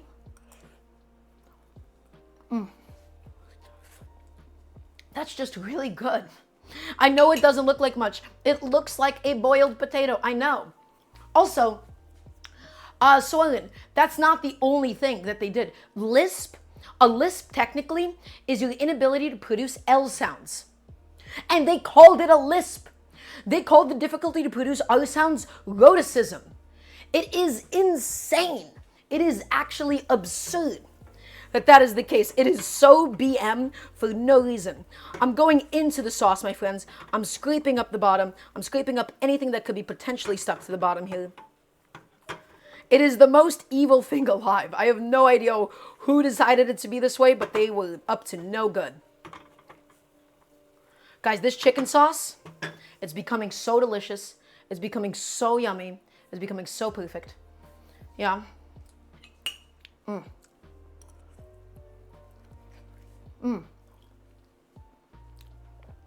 Let me tell you something. That potato is the star of the show today. It just soaks everything up. It is custardy. It's creamy. That potato is where the magic is. So good. That is crazy delicious. Okay, so everybody, we're gonna be finishing up the sauce now. So everything has been reducing now for quite some time. We're going to add in the rest of the stock into the saucepan, and we gotta saute the veggies, and then we'll end it off for today. So I'll grab. Once again, I'm gonna need these handles to cool down slightly. I've run out of kitchen towels. Please tell me I have some more kitchen towels somewhere. And the answer is, oh my God, I do. Oh, beautiful. So the rest of my chicken stock, my friends, it goes in to the sauce, pour it all in, and this bad boy needs to keep boiling. It needs to keep boiling. It needs to keep reducing. We need to keep getting it nice and thick. Also, Lol Panda Man, welcome on in. It is lovely to have you. It's okay. You can be late. That's totally all right. It's lovely to have you nonetheless. So we're going to go on to a different stove because this stove is going to be used for the vegetables for today. Although we are still desperately running out of space here. We're gonna make a big pile of that chicken sauce. It's gonna be lovely. Okay, I am gonna do a little switcheroo. Switch a couple things around. Does the exclamation mark YouTube command not work? I think it might be exclamation mark VOD. I forgot how I programmed it. Take that, get that out of here. Lovely. Everybody, it is time to finally do the vegetables. I have this big, beautiful Mavier sauté pan all ready to go here. And the key to get this ready, my friends, is to slowly heat it up. No high heat, medium low. If you do a high heat, you will have hot spots and cool spots. Medium low heat with a generous amount of olive oil.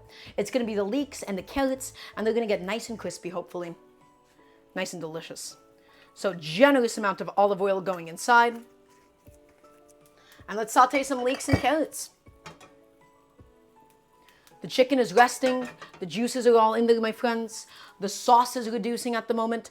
We have so much going on. So, hi. It's good to have all of you. I gotta get one more potato. That one potato I had, my friends, I cannot even tell you how good that thing was. It is so simple, and yet it is so perfect. Oof. And all of those juices that it cooked in, that stuff is pretty remarkable as well. I'm gonna have another potato for myself as a little treat.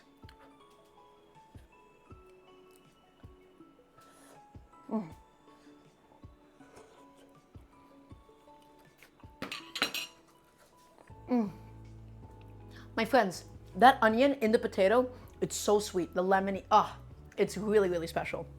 It's really magical. This is gonna be a proper roast chicken dinner today.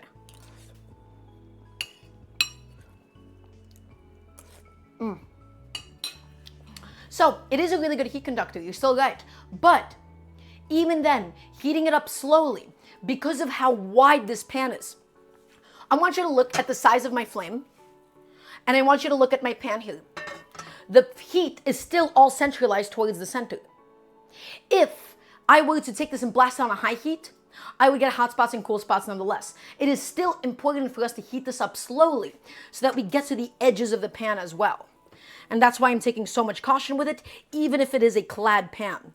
If it was perfectly sized, it actually wouldn't necessarily matter as much. We could heat it up on a medium heat. But most home stoves, the flame is a little bit too small to justify that.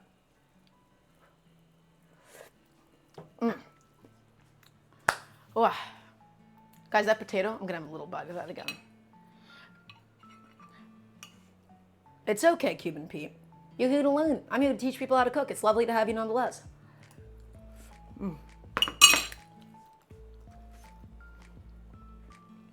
That potato, though. That potato reminds me of like fondant potatoes. Really magical.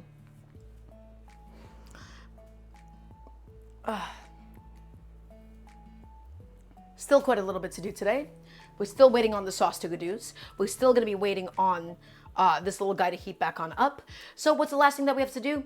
Let's go ahead and let's just toss our vegetables with some seasoning. Let's get that ready to go for today. So we need a bunch of olive oil in there. Audio Murphy, I'm not sure why I just typed that out. Hello, Splatter Booth. Lovely to have you. Welcome on in. Last thing that we're going to do, everybody, we have these leeks. We have these carrots. We're going to toss them with a little bit of olive oil. We're going to toss them with some seasoning just to make sure that it evenly coats everything, okay? So nice big bowl, a bowl that is slightly, by the looks of it, too big, and I'm going to show you why. In fact, I'm going to say that this bowl is even too small. The goal is to evenly coat these vegetables, evenly. So come take a look. Vegetables go in. Next, another little splash of olive oil. Guys, we are eating so much olive oil today. I've dropped the 30th thing foods today. I'm getting sick of it. Olive oil, we don't need too much. We just need enough to barely coat the vegetables. There's plenty of olive oil inside of the pan. Now, everybody, toss the oil. Toss it.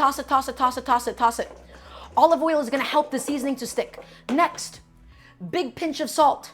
Because I don't want bland vegetables. I want it to be nice and seasoned. Take it and toss it.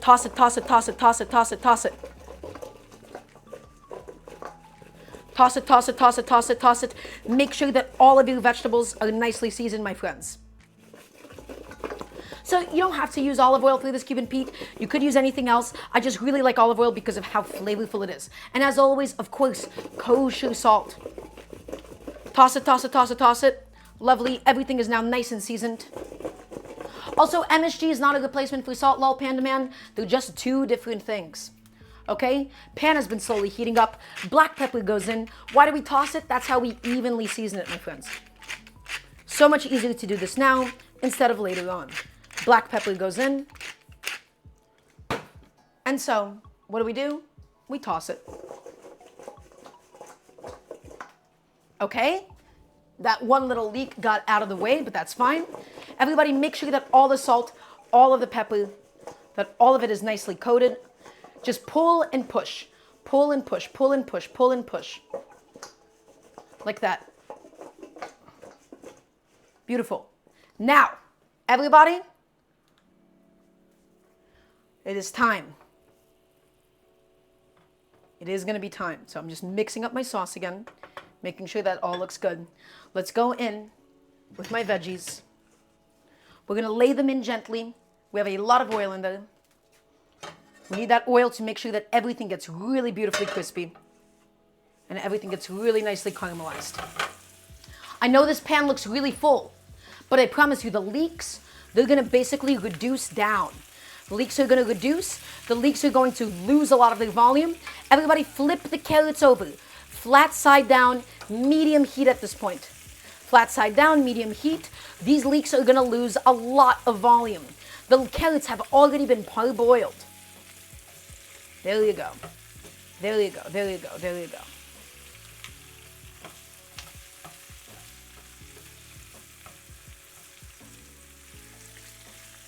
And now, the key is just going to be some time.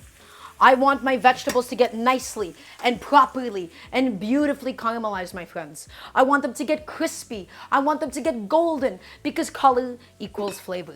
We're going to get them basically pan roasted at this point, and it's going to come out phenomenal. So, once again, biggest thing, the most important thing is making sure that the carrots are in full contact with the bottom of the pan. And now it's all about just letting them go and let them do their own thing. As soon as I just get everything else properly adjusted to the best of my abilities. Theoretically, we could have cooked these alongside the rest of the vegetables in the, in the Dutch oven, but whatever. Whew. Hi. So, I have a second. I'll clean up for a second. Put a couple of things away, because I have a moment of time to go ahead and do so. This dish would have been very nice with a salad, but right now I'm not feeling a salad. I just want heavy, roasted, strong flavors today. How high of a heat I'm doing? I'm doing a medium heat on my hot burner. So the key is to do this slowly. If your heat is too high, you're not going to get consistent, even caramelization on your vegetables. Yeah, somebody once would have probably told me that I'm overcrowding the pan, but I know that I'm not because I know how much leeks end up reducing as they saute. I know what I'm doing. Not my first rodeo, okay? Everything is beginning to get a little bit of color, but it still is just gonna need a bunch more time, my friends. Take everything, flip it around a little bit, and you can already see things are beginning to lose some volume. Flat side down, get them back in there, get it sauteing. The goal is to really seriously develop some color. It'll get there. It'll just take some time.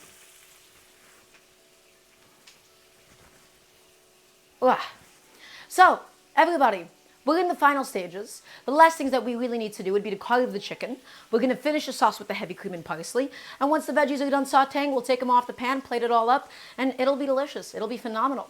The chicken is slowly resting. It's slowly coming up to its final temperature. Okay? And inside of that Dutch oven is all of those beautiful vegetables, which I'm so excited about serving. That is the real start of today. That chicken stock has all reduced into this one little saucepan's worth of stock. Oh, Serena, thank you for the reminder to get some water. I'll go have a sip. So, does anybody have any questions for me while we're in the final stages?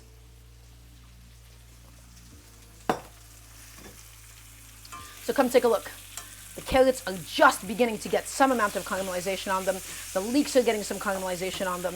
They're really beautifully pan frying, and all of that fat. It's going to get crispy. It's going to get sweet. It's just going to get delicious. It's getting there. Just be patient. Move it around every so often. It's getting golden, but I want it to be golden brown, not just golden.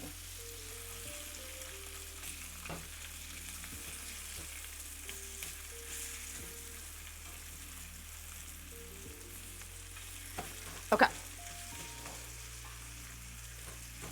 There we go, my friends. She's cooking.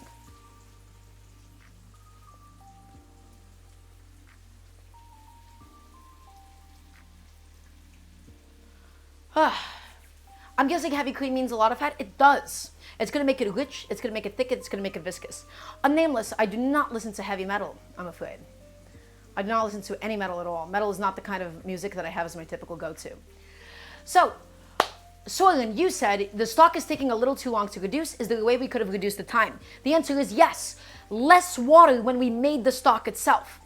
I overfilled it. I had too much water inside of my chicken stock. And as a result, what ended up happening was we got much more volume of very diluted stock. It did not need to be that way. Ideally, what we would have done is simply have just done a more concentrated initial chicken stock before reducing it.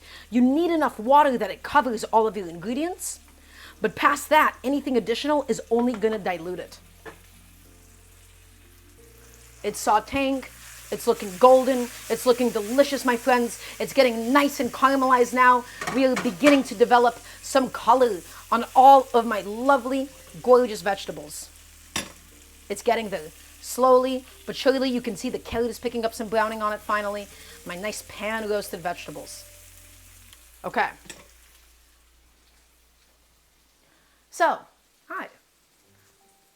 Just waiting on that to finish. The chicken is still resting. We could probably, at this point, try to carve up some of the chicken. We don't need the chicken to be too hot since the sauce itself is going to be really, really hot and really delicious. Yeah, we could probably take off a few chicken pieces at this point. My nose ring is awesome. Why, thank you. I love having a septum ring. Also, by the way, if you guys want to get into like body mod stuff and you want like your first piercing, earrings, boring, whatever. Septums, super easy. Look, I'm going to teach you all right now. Ready? Oh no, you have somebody in your life that can't see that you have a septum ring. Ready? Gone. You flip it up inside and it's all ready to go. Beautiful. Next, as far as healing goes, really easy to heal. Okay? This is not the kind of a piercing that typically rejects. It's not all that painful if you're afraid of the pain. Everybody should get a septum. Everybody should get a septum ring. I love my septum ring. Probably my favorite piercing that I've ever gotten. I think I turned 18 and from that point onwards I just was like, yep, that's it. That is my thing. And it was perfect for me. Big old sauteed leeks. Big old sauteed carrots, my friends. They're getting nice and pan roasted at this stage. They're getting nice and soft, nice and crispy simultaneously. My sauce is continuing to reduce. Everything is almost done, my friends.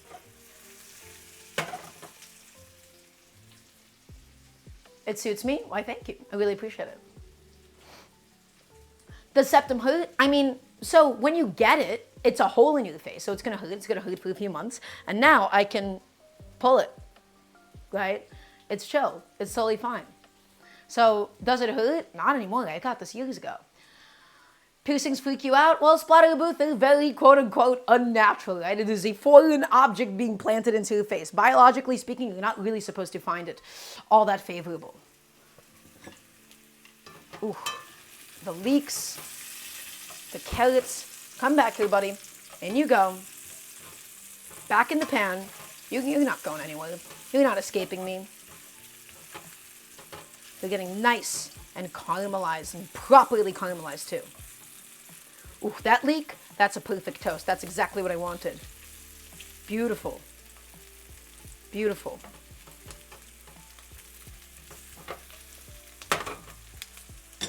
That is looking really, really good.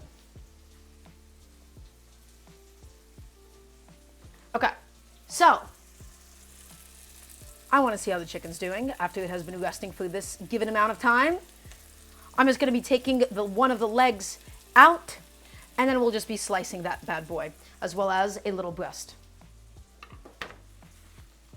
The veggies are going, the sauce is going. We're almost done, my friends. We're almost at the finish line. I know it still is going to be a little bit longer, but it'll be so good, and it'll be all worth the wait. Keep those leeks going. Keep those carrots crisping. Get everything done to completion. And really, you can just cook it as long as you would like to.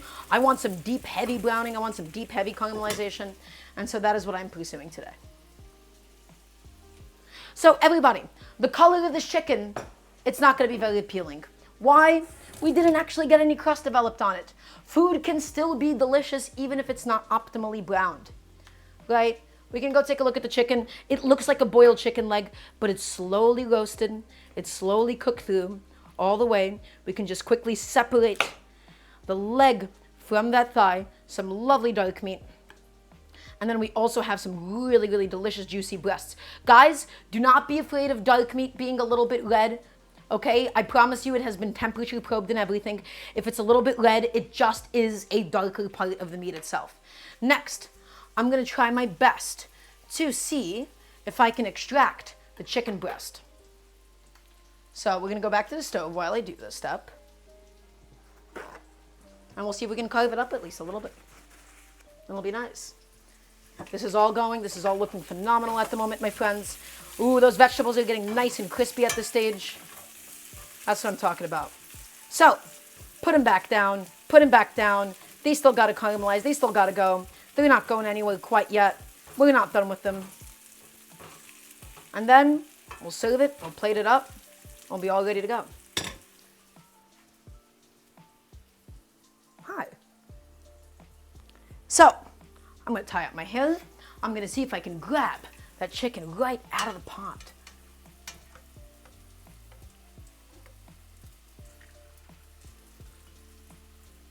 Oof, that is a big old heavy chicken.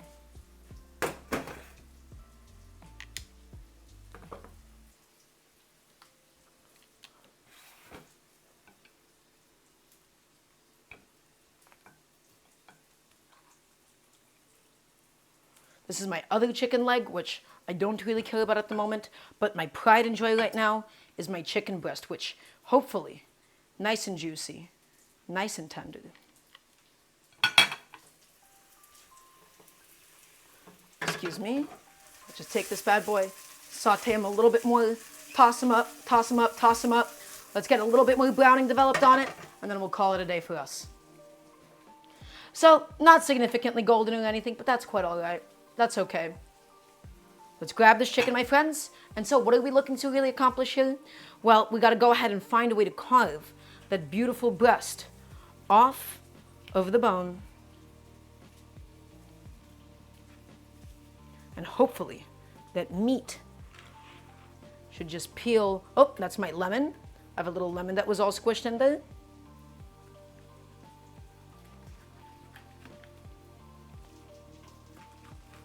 Come on, buddy. Out you go. Thank you. Expose that flesh. That is a perfectly juicy and perfectly cooked piece of chicken. My chicken tender has ended up escaping. That's okay. That'll be a little snack. That'll be a little treat for myself.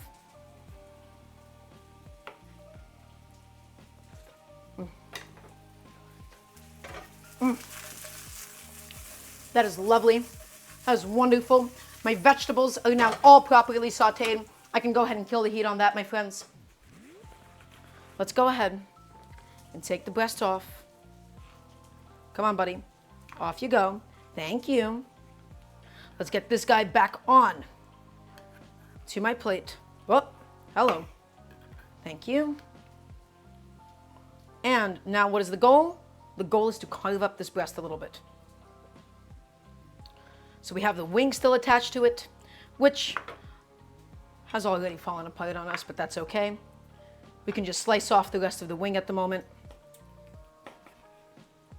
And now I have this lovely chicken breast, my friends. What do I want to do? I want to process it. I want to get it all nicely and beautifully sliced. Nice thick pieces. That is a moist and tender and juicy piece of chicken. And what I can do is do the camera thing where I go, wow, it's so juicy, by squeezing the hell out of it. I could do that too. It's a real content-y thing to do. But that is a lovely piece of chicken, my friends. Okay. That's going to be for later. Back to the stove. Oh, that is flavorful. Everybody, that is really special. That is really, really wonderful. Okay, we're almost done. Everybody, we're at the finish line. We got to finish strong. We have to finish strong. So, vegetables, off they go. In goes this little guy right here instead. My veggies should be all nice and sauteed, nice and crispy at the stage, and that they are. On goes my stock, and everybody, we will finish the sauce, and we will finish it strong. So, this right here is the amalgamation of so much effort and love and care and affection. We must finish it with a bunch of heavy cream. And as we cook that heavy cream down, my friends, that is really, really going to properly thicken up. So it might not look like much right now, but I promise you, it's going to get there. Heavy cream goes in. In it goes. In it goes. Mix it in. Mix it in, mix it in, mix it in. And medium heat at the stage. Too high of a heat and the heavy cream will end up splitting. A little bit more cream. This is not going to be a very light sauce. It's not going to be a very delicate sauce by all means, but it will be above all else delicious, my friends. And so by cooking that heavy cream, that is also going to thicken. That is also going to become really delicious. Some of the fat is rising to the top. That's normal. That's natural. That happens to the best of us. Get it going. Get it cooking. Get it all cooking, my friends.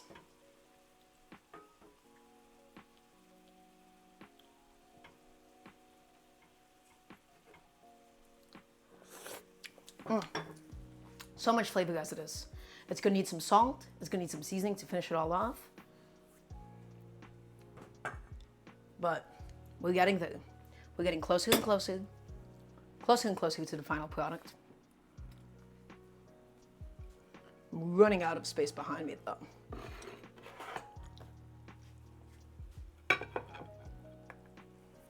Come on, little guy.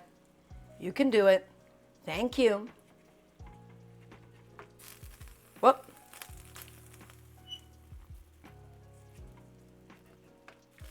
Okay, if I splash that sauce one more time, I will be very annoyed at myself. Never again, my friends. That will not happen again. I promise you.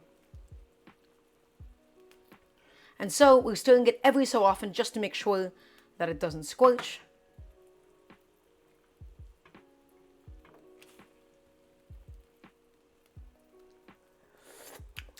Ooh, it's creamy, it's velvety. Also, Dosky, thank you for stopping by. It was lovely to have you. We gotta go in there now with a nice generous hit of salt, my friends. Slightly lower heat. That cream is boiling a little too aggressively. We could split it, we could squelch it, and that is not what we were looking to do. Salt goes in, and you see how it's puffing up? Stop, stop, relax, relax. It's getting thick, it's foaming up. That's okay, that's only natural. Scrape up the sides, and everything is gonna be all right. Scrape it up, scrape it up. Don't overboil this, my friends.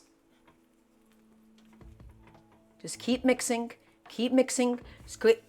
If I splash again, I'm losing it. I am so annoyed with how small this little saucepan is, but that's okay. Deglaze and keep going. I splashed a little bit more. It's a little bit overfilled. That is okay. That is just natural.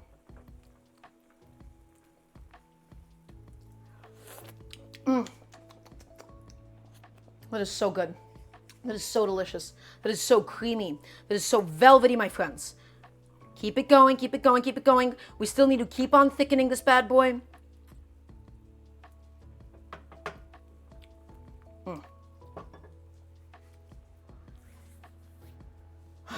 I've already lost it a long time ago. This has been a mess of a stream today. We had the water spillage, we had the storming outside. Guys, we've had the mishap with the chicken. Not the best stream that we've ever done, I'll tell you that. But my leek, that's good. Okay. It's getting there.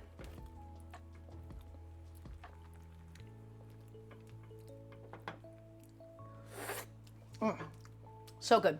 So lovely. We're almost done. Everything has been made. We're just waiting on the sauce now to happen. I can probably start plating up a little bit. Get rid of my cutting board as well while I'm at it.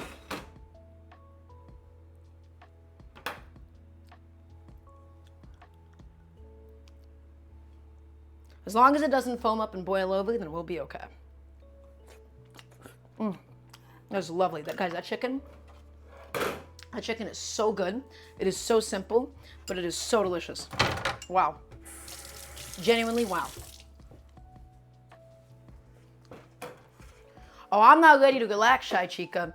I got a whole kitchen to clean after this stream. There is no rest for the wicked being me here. I did it again. I think it's because I keep hitting the rivets of the pan. Oh man, I'm gonna have to clean up my whole stovetop after this. Sweet. Ooh, but the flavor is impeccable, so maybe I do forgive it a little bit at least.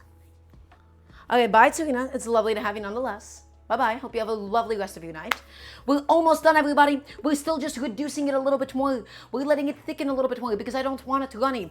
I want it creamy, and I want it thick, and I want it rich. And all of that can be achieved with the power of time. We added some salt. Let's mix it back on in.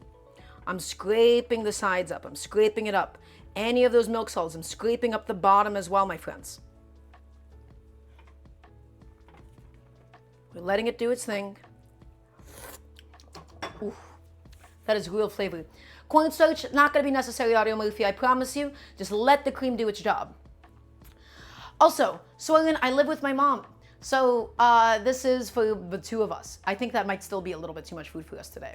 In the meantime, while that is still going down, that is still cooking, I just have my chicken. It's a little unappealing at the moment. It is truly just a naked boiled, well, not boiled, Freudian slip again. Just a braised, baked chicken. We're gonna go ahead and arrange some of my really delicious crispy leeks and carrots. Still is a lot of food for two people, isn't it? I think so too. That's that. That's gorgeous. Come on, buddy. I want that sauce to be finished. I want to eat. And I really, really need to clean. Oh, it's thickening. That is definitely thickening.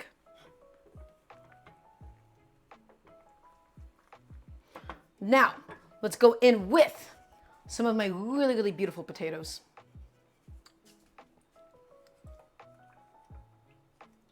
And all of that chicken fat.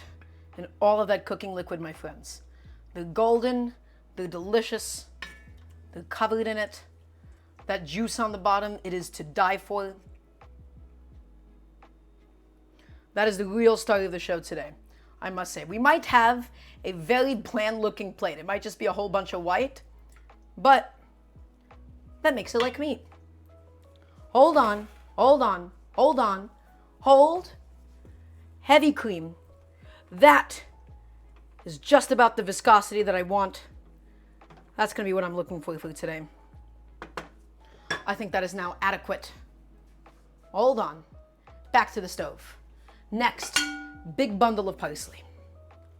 Big bundle of parsley. All of it inside, my friends. All of it in. And then we can just go ahead and quickly kill the heat. Let's kill the heat. The parsley is gonna infuse. The parsley is gonna make it nice and aromatic. It's a little looser than intended. I could have reduced the stock a little bit more. That's okay. That happens to the best of us. We're gonna let it cool for half a second. And then she'll be perfect to just spoon over.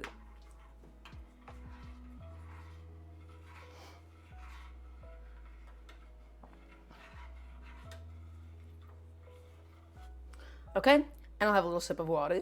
a little sip of the sauce itself and see how it's doing. Ow. It just splashed on my hand and burned me. Oof. Oh, that's good. Oh, that is remarkable.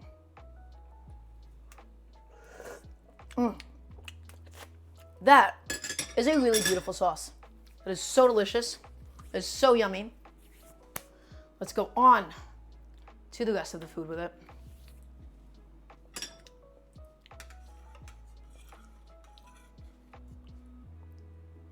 Just spoon it over the chicken.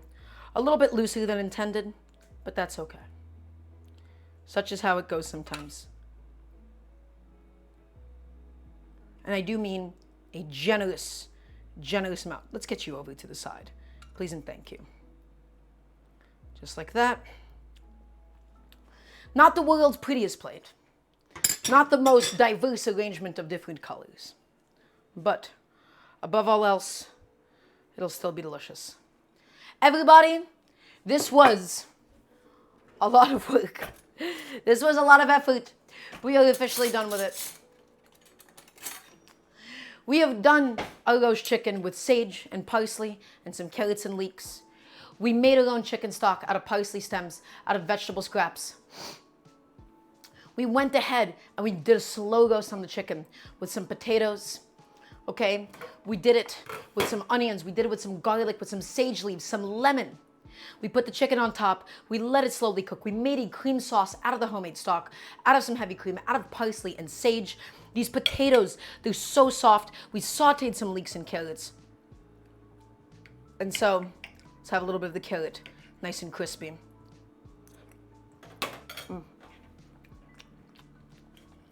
Let's have some of the potato. And the potato, my friends, the gold potato, it's so custardy. It's so lemony. Let's have some of the chicken breast in that sauce. Oh, that's good. Oh, that's fantastic. Let's have a little bit more of the chicken breast, please.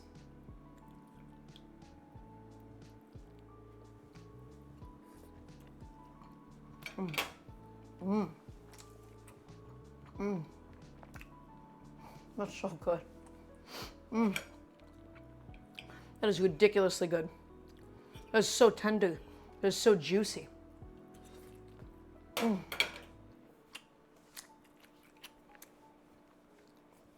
They're really seasoned. Wow.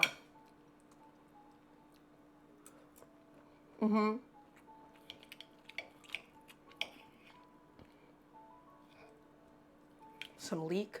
Come on, buddy. I love leeks. Some potato.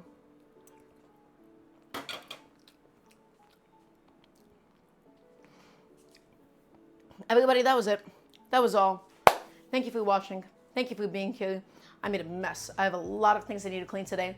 Next stream is going to be this Sunday, 5 p.m. EDT as always. Check out my Patreon, !Patreon if you'd like to support the show. Best way to financially support what we're doing here. My goal is to do it full time one day. Everybody, thank you all for being here. Thank you for watching. Next stream, once again, this Sunday, 5 p.m. EDT, Daramgar TV, twitch.tv/Daramgar TV. Follow this channel if you haven't already done so. Thank you all. Have a good night. Have a nice, safe, fun Friday night, and I will see you all next time.